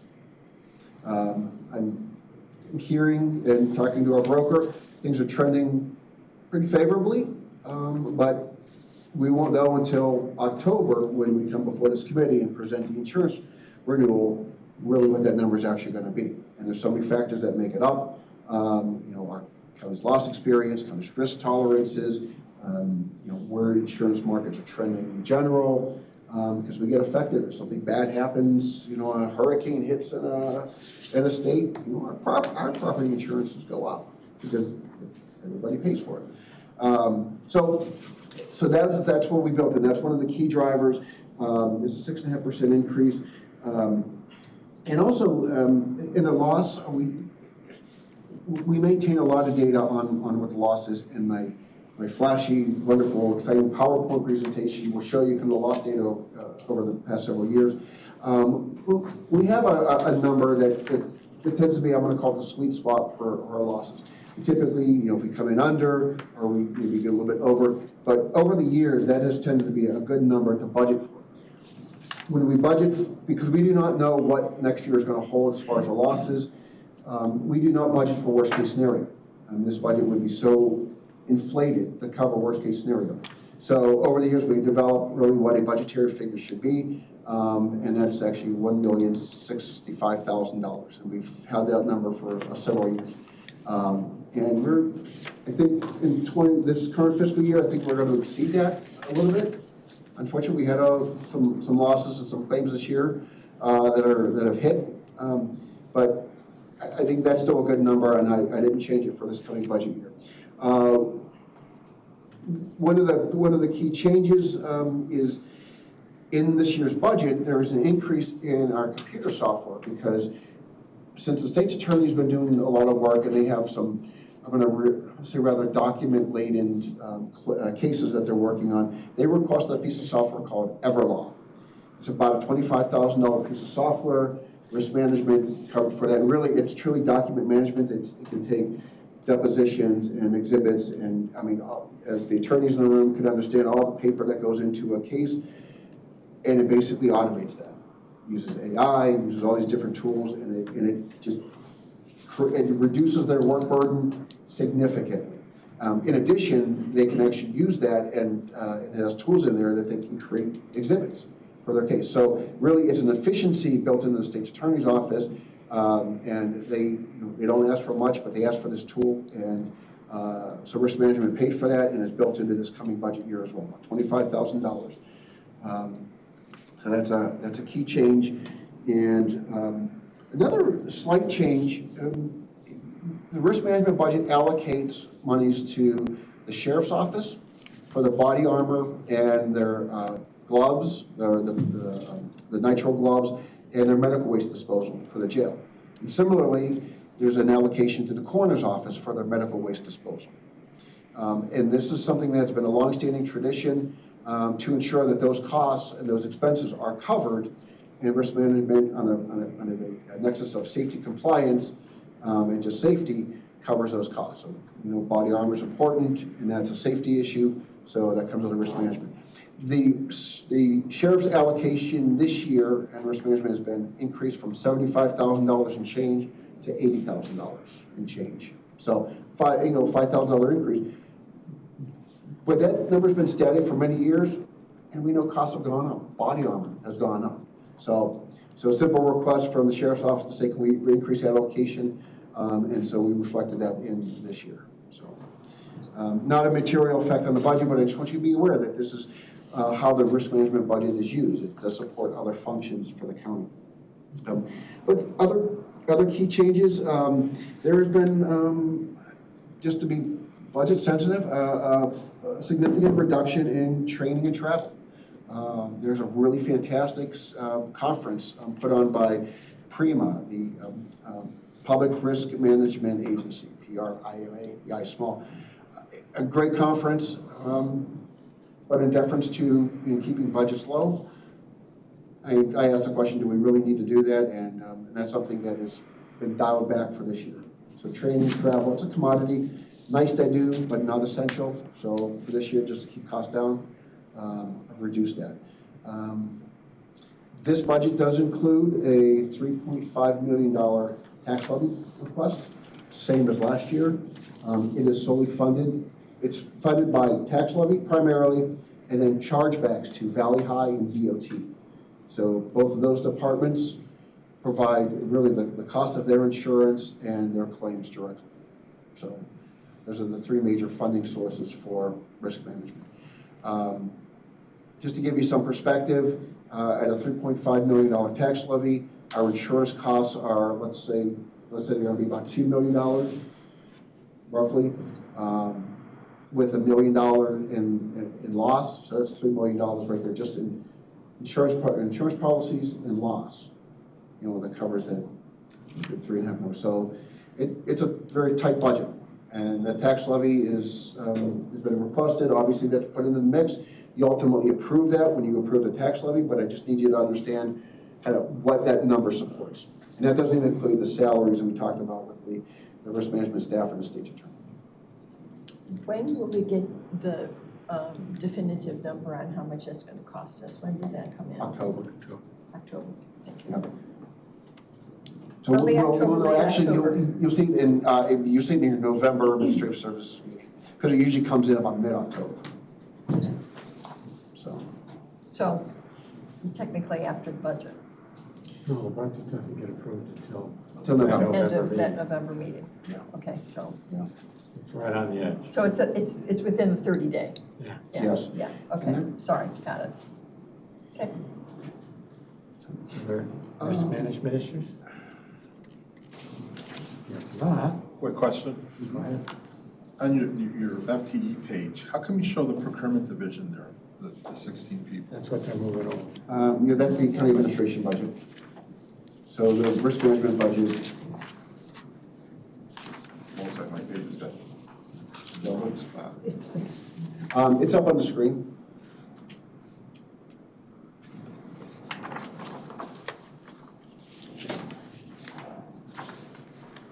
No, but why is it in the risk management packet?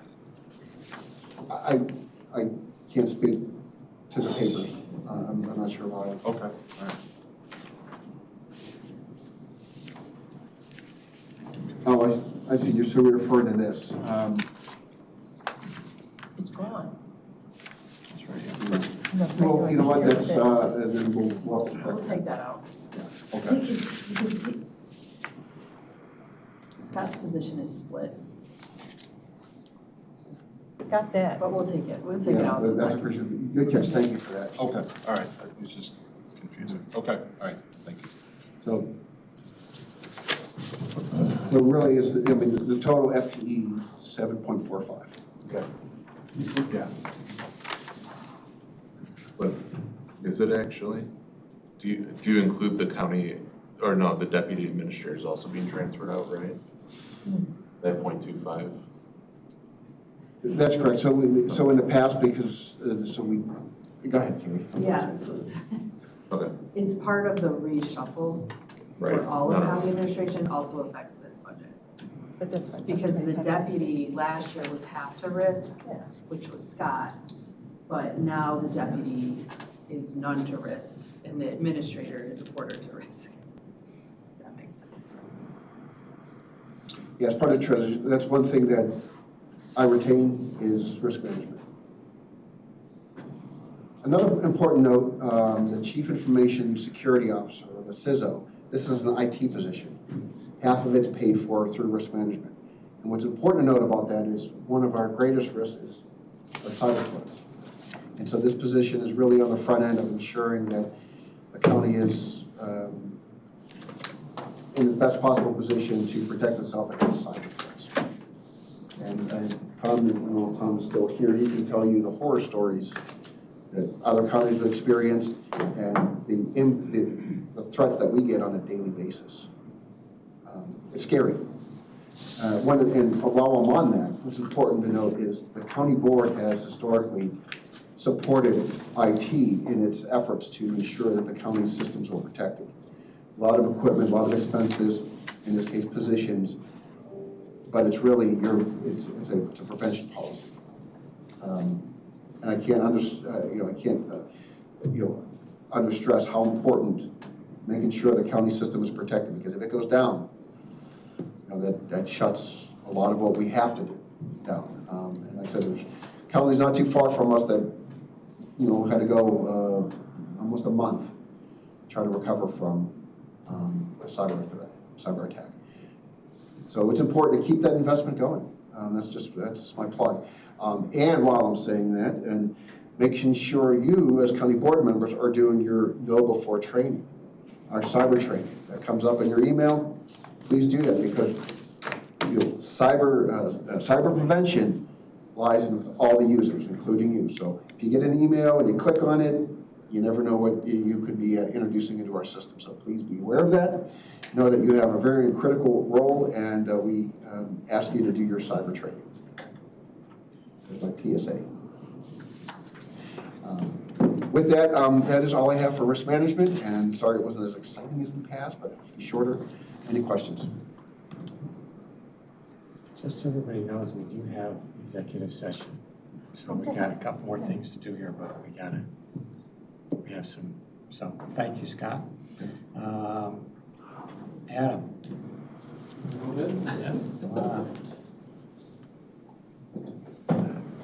Just unplug it.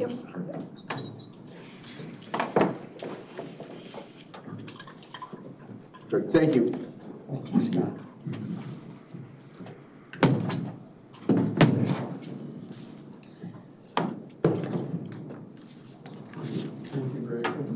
Well, good morning, everyone. I sent this out to you on Friday. I apologize. I did receive some comments back, and we've already made changes to it, so it's different than what you had on Friday, but I'd be happy to resend this one out to everyone. Once we're done here, I'm going to try to make this. This is really for your appointed public officials. It's a PowerPoint designed to give them either online, virtual, or in-person training. Just an overview. I'm just going to give you an overview. I'm not going to take you through the whole presentation, but just talk about what we have here so you can see what we've put together so far. And my only ask is that if you do review it, take a minute to do so. And if you have any additions, changes, or you think anything is missing, or we need to focus something on more on something else, please don't hesitate to reach out to me and let me know that. We can certainly make those changes. But like I said, really high level view. This is the first slide. It's just an introductory slide. Not much to talk about here. Slide number 2, it's designed to really show them that anyone who's on an appointed board they understand their role, their legal obligations, and the value that guides McHenry County governance. We emphasize things like we talk about here, transparency, ethics, accountability, etc. The third slide will talk to them about the types of bodies they may be serving on, special districts, for example, Lake and the Hills Sanitary, operating boards, Board of Health and Mental Health, that type of thing, a regulatory commission or an advisory commission. Fourth slide really deals with the expectations. We talk about stewardship of the public trust, clear communication, adhering to laws and ethics, accountability, staying informed about the organization's operations, and regular communication as they see fit with the county board members, as the public as well. Guidelines for ethical behaviors, fifth slide. We talk about really things that start with attendance, impartiality, and professionalism that we expect them to show as they're serving on the board, how to handle disagreements or conflict respectfully, these types of things. Community engagement as well. And then confidentiality and integrity is necessary. Next is the fiscal oversight. We believe that these groups play a key role in fiscal stewardship. We talk to them about generally acceptable accounting practices, generally accepted auditing standards, Government Finance Officers Association that we all report to. We talk about some efficiencies and cost reductions and transparency and compliance. The next few slides, 7, 8, and 9, talk about Freedom of Information Act, Open Meetings Act, and a Statement of Economic Interests. We've got a slide for each just to give them some of the specifics about what applies to each of those and how to follow all those, including civil penalties for the violation of FOIA. We talk about Open Meetings Act. There's a little bit more to talk about here in terms of what is a meeting and how do we go about conducting one. And then finally, Statement of Economic Interest, a little less to talk about here, but it is important that they must file by March 1st annually or within 30 days. So we want to take a minute to highlight that with them. Next, we talk about ADA and compliance for public bodies. Accessibility is a legal obligation and a moral commitment is generally thought about when we talk about ADA compliance for government access and transparency. So we want to spend a minute to talk about that as well. And then support and administrative contacts. We don't want them to feel like they are on their own. We do provide some resources. Myself, Scott, Alicia, we're all resources. Kathy Bow is also a resource in administration. If they have any questions, to reach out to any of us on any of that type of information, we can help guide them.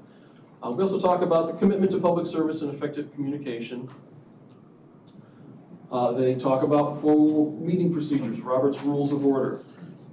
This talks about, well, like I said, Robert's Rules of Order, agendas, motions, debate, voting, how to go about doing all those procedures, how to bring up new business. Continued, we've got a section on how a motion works. I apologize, there's a lot of text on here. Unfortunately, when you're talking about Robert's Rules of Order, there aren't a lot of sexy pictures you can put up and talk about. It's procedure and policy that you gotta follow. So we'll go over that with them on here. We talk about key points in running a meeting, before a meeting, during the meeting, and then a little bit about what may happen after the meeting. Again, similarly, this is just procedure and policy, so it's more text than I'd like, but we have to present it to them. It's important.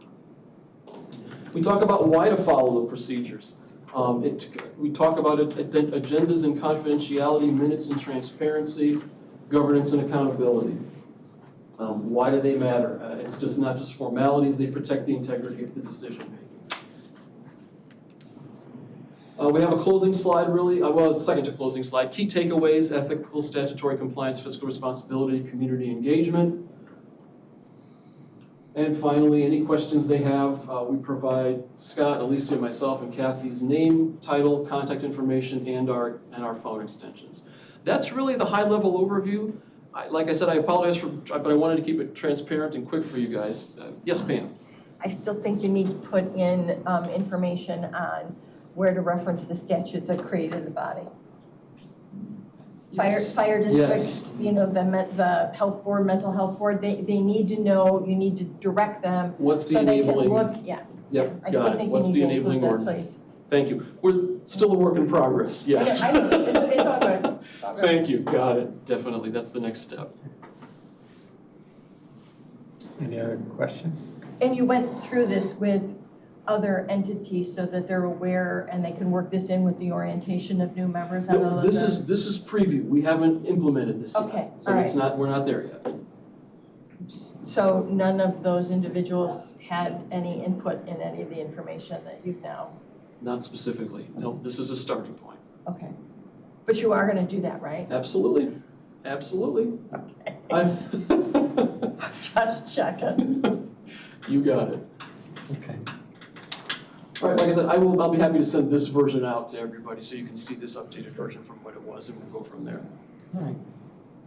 Thank you. Thank you. Certainly, And thank you. don't go anywhere because you've got the next item too. And that was the Valley High High. Cemetery Board discussion, correct? Pretty quick for you here. Within the past year, this committee and the board has talked about moving the Valley High Cemetery Board into more of an administrative capacity.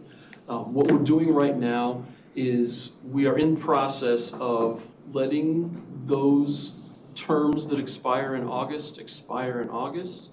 We are looking at, and we've been talking with the chairman a little bit about this, planning to appoint, well, yours truly, Assistant County Administrator, Director of Facilities, and the County Coroner,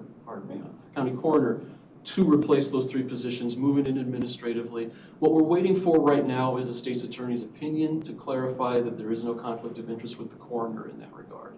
Once we get that, we plan to bring a resolution forward that will put all that and memorialize all that for you and get it into place. That's really all I had on that, if there's any more discussion. Questions about that? We're all right with that? Yeah, I think that's great. All right. Thank you. Thank you. Capital plan update.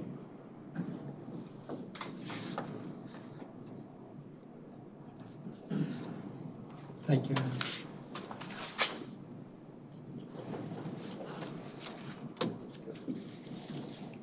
You're not even sitting. Yes. We'll start at the Government Center. Our energy project that we requested a supplemental for last year is complete. We're waiting for the various entities to come in and confirm its completeness. So ComEd gets involved with the project. NICOR has a small piece of that to confirm that all the changes that we made were actually made. Once that's done, we'll apply for and receive a rebate back from them. And we're already seeing a reduction in our energy use. So the goal of that project looks to be a positive one. So we're in good shape there. We're getting ready to replace the flooring in the jail kitchen. Right now they have a quarry, 9/16 cent quarry tile that was installed back in 1990. And that has become a problem over the years. It doesn't handle the traffic particularly well, it gets slippery. We're going to remove that and put an epoxy flooring down. So that's been bid. I believe the jail's using inmate funds for that project. And we're going to launch into it. The contractor's mobilizing on August 24th. They'll be here for 7 days. We have about 4 days worth of work in front of that to get ready.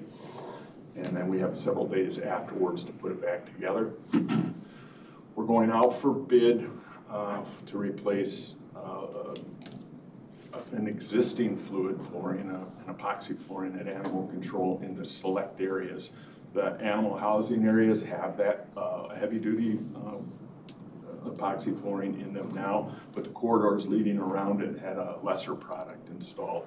That product's failing. We're going to replace it with a product similar to what's in the kennels. It's a zero VOC. We're using a zero VOC. There's no volatile organic compounds in the jail project either. But because of the close proximity to the housing of these animals, again, a very safe material will be used there. So that project's going out for bid. Do we not recognize that when all the other renovations were going on in that building? That project was requested as part of the project. It was requested kind of late, and we were concerned about budget. And we thought that this would be a project we can still use some of those funds that were not spent in the project. It really didn't have a premium attached to it as far as had we done it. It's an outside contract. Understood, you were doing it for, okay. Yep. Thank you. You're welcome. 400 Russell's progressing well. As you know, we broke it into many pieces so that we could try to fast track that project rather than waiting to put the entire project together and get that entire project out to bid. We selected pieces that we thought we could move on early, and we've been moving on those early. We have a roofing bid that was part of today's non-discussion. We have a parking lot that will be out for bid next That one's got the biggest risk associated with getting it complete. They all have a risk. They all have, we're reliant on individuals, contractors, to do the work. And so far, so good. We have a general contractor mobilized doing small, changing door openings, installing some walls, taking down some things to make the east side of the building ready to move the west side of the building in. We have that scheduled for September 17th. That's probably going to slip a little bit. Will probably be following week, depending on approvals, inspections, etc. And we have a goal to be done no later than invoice fully, no later than December, second week of December. So everything has to be financially cleaned up by then. Will it happen?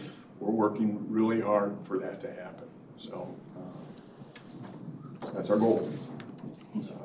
Otherwise, yeah, we're happy with the inputs. We think it makes that building stronger, better for the county on a long-term basis, and it certainly makes the building better for the people working in there and the public that uses the facility. Oh, you have something? Yeah, for 400 Russell, are you guys doing any sleeving or anything for future? I know it's gonna be a brand new parking lot, but do you see anything that you need for sleeves, like for electric or? Not really. We are replacing the sleeves that lead out to the pole lighting, so that's part of it. New sleeves going in there, new cables going in there because they're damaged. We are adding one downspout isn't picked up by the storm, so we're putting that into the getting that into the storm sewer. So if you haven't visited the property, if you have, you've seen. I haven't seen it. Yeah. Take a drive through. Okay. One of the downspouts is just dumping on the sidewalk, the center one. So we're going to get that in and over to the storm sewer, which will just generally help the site. And then at the before you put in this flooring, is there anything like waterproof? I know in these kitchens there's a lot of washing down. Are you bringing waterproofing up the walls at all, or?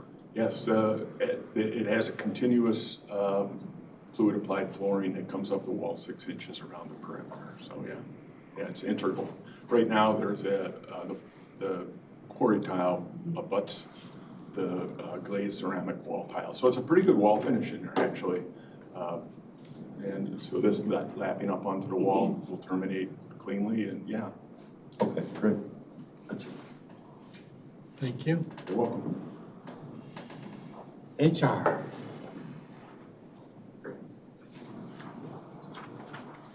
So you should all have an electronic version of the vacancy report, but I just thought I'd bring in one on paper too. More paper, just what you need.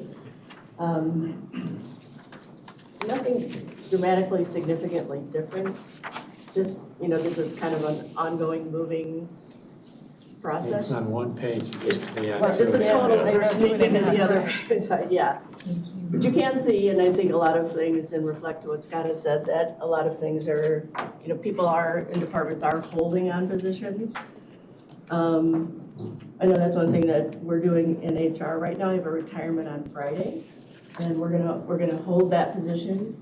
I moved someone else into that position, but we're gonna hold an open position till I see what ADP is the efficiencies that ADP is gonna bring. So I think everyone's being very mindful of the positions they have and what recruiting they're taking forward, so. Any questions? We'll see you in a little while. Yeah, we'll keep it simple today in mindful of time. So as Scott had mentioned, State's Attorney and Public Defender, I'll be bringing a resolution through next month in regards, and this is the result of that study that we're doing. And yes, regrading doesn't always mean money. So we're not looking to, we're not studying the money, we're studying the positions. So that'll be coming. ADP is moving along very quickly. They were on site.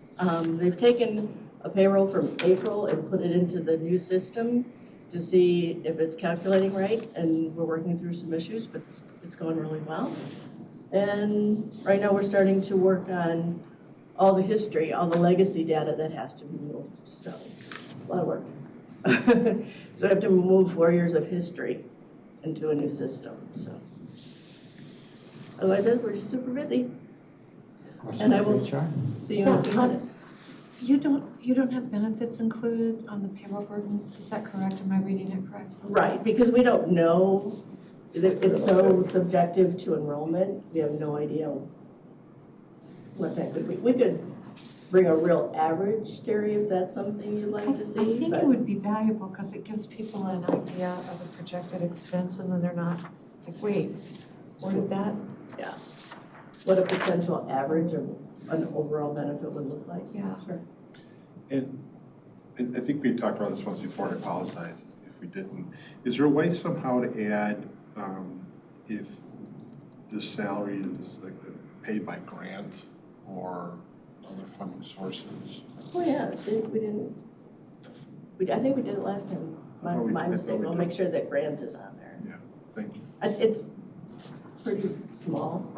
No, yeah, I know, but I just want people And to maybe know. we don't have any on here right now. Oh, okay. I'll check with Holly, she poses for me. So. Great, thank you. Yeah. Anything else? Hey, see you in a minute. Don't go far. I won't go far. Communications. Hello there, I'll keep this one brief. Two things for you guys to keep on your radar. First, I want to express my gratitude to Assistant State's Attorney John Warren in the Civil Division. He went above and beyond and did a presentation for the McHenry County PIO Network. Gave up his lunch to talk with us about the new changes to the FOIA Act. Again, it's important to all of us to be able to stay transparent and timely with our communications to the public, so great job to him. Second thing for you guys to know, we have the assessment notices out and online for Greenwood Township today, and the day before we had Grafton. So again, county administration is working with the assessments office to make sure that we are providing the news releases, social media content, including it in our e-newsletters, so that the folks know that they have the opportunity to look at their online assessments now and sign up for emails or text alerts if they so choose. That's all I got for right now. You can see the rest in the report. Thank you. Administrator support. Okay, just a couple items. I'm going to be sending out a letter to the directors of IEMA and the Illinois Department of Natural Resources, in essence asking them for their assistance in helping us get our reimbursement of $1.5 million that's owed to the county for the hazard mitigation grants that we received. This basically was grants since 2018, 2019 that we used to remove houses, structures from flood-prone areas. And it was a federal and state grant money.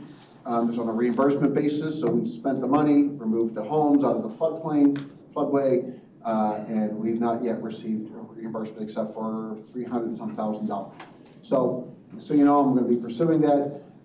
That's $1.5 million that's owed to the county. Secondly, there was a lot of talk about cameras today, especially with IT. I just want to report that through our workers' compensation pool, which is IPRF, they have a grant program, and based on losses, and you know, if there's losses are good, then they provide grants to the organizations or members. And we have about $20,000 that we received, and that's going to be allocated to providing cameras at DOT. They don't have a camera system there, and it's something that's needed. So that's something we're working on, and IPRF will be the funding source for that. So excited about that project. You know, as we go through budget presentations, we have ClearGov as a new format, and there's a lot of a lot of visuals on it. So a lot of changes in our budget presentation process this year. But I want to report on another one that I'm kind of excited about.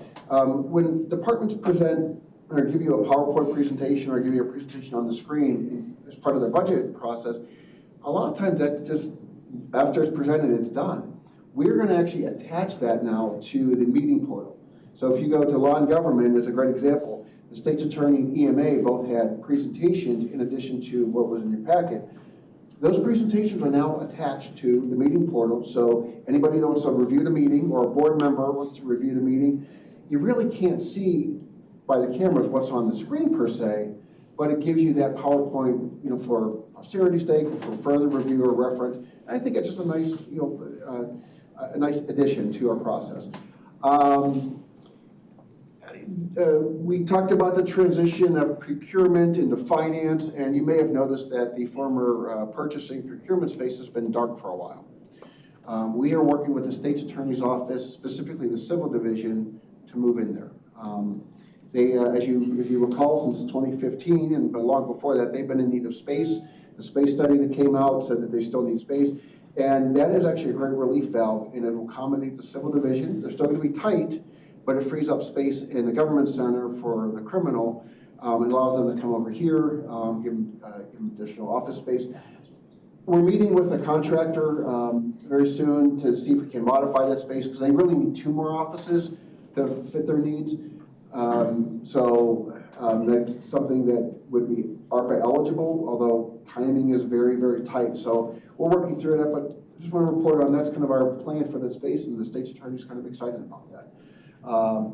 And the final thing is, yesterday I sent you out an update of the county administrator goals, really to show some of the progress we made over the past 6 months. I think I reported on this at the last meeting. My apologies for not getting that out to you at the last meeting, but you have that. One item to note on there is a goal was to create an appointed official orientation program, and I'm pleased to report that you had a presentation earlier in this meeting, thanks to Adam. So check that one off the list. So that is all I have.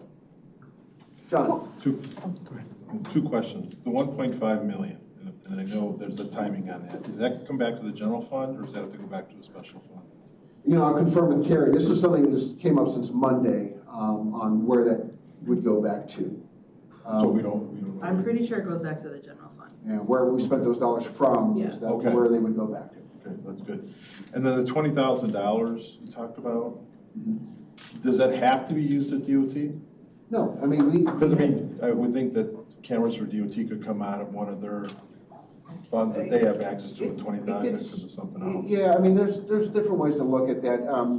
Because it's facility related, it tends to, would be a good candidate for that, as opposed to using some of their MFT or RTA funds. And I think where we're at from a budget standpoint, we might want to think about, that. Yeah, I mean, there's a lot of projects it can be used for, but in looking at everything, we felt that was probably the best project, because it's something that I think would have the greatest nexus to the purpose of the grants and safety and protection. Yeah, go ahead. This may not be the proper place for this question, but you mentioned floodplain. And it's come up with constituents. When people are knowingly adding soil to their floodplains without permission of the Army Corps of Engineers, and then it's impacting others on the floodplain by increasing the water retention, where would something like that go? Well, I would probably direct you to our stormwater engineer and P&D to really start that conversation. Is that a county position, or is that what? Army Corps of Engineers. Army Corps of Engineers. That's a regulatory agency for that. Okay, all right, thank you. We do have a flood control ordinance, and so if they could be violating that too in addition. Okay. What Who do we enforces see? that? Oh, sorry. Flood control ordinance. But we a stormwater ordinance. Okay. Is what it's under. Who are we seeking that 1.5 from? It's a combination of IDNR and IEMA. And I'll tell you, based on what we're understanding, so they had transition in staff of those departments. And similarly, there's a question of who in essence is on the hook or responsible for that payment. So seems to be a lot of confusion we need to sort through. I have a suggestion I'll share with you. Great, we're open to it. Any other questions? If not, the future topics. I just want Sure. to make one comment. At the board meeting, when the resolution for the holiday schedule moves forward, I'll be supportive. I did my little research when we were sitting here, and I didn't understand, Eric, when you were explaining, so I'm going to explain clearly. In Illinois, Indigenous People Day is formally recognized as the last Monday in September. and the holiday Columbus Day is Columbus Day. So what Eric is proposing to do that everybody supported is just follow what typically the state is doing. So I'm just explaining that I'll support that when it goes to the board. All right, Thank we you. have need for an executive session today to cover union negotiations, settlement of claims, and discussion of prior meeting minutes. Can I have a motion to go into executive session for those three purposes? By Pam, seconded by Terry. I know it's a roll call, so John? Yes. Pam? Yes. Paul? Yes. Terry? Yes. Eric? Yes.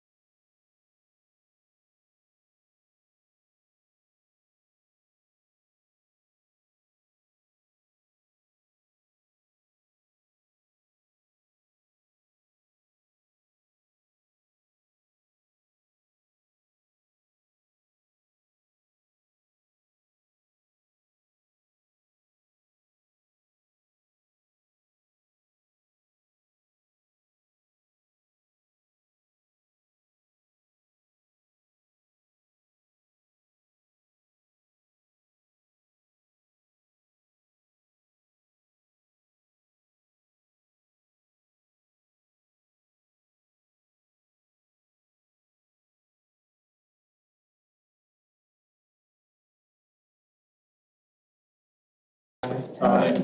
Okay, come back to regular session, open the doors, and turn the microphones on, and we can.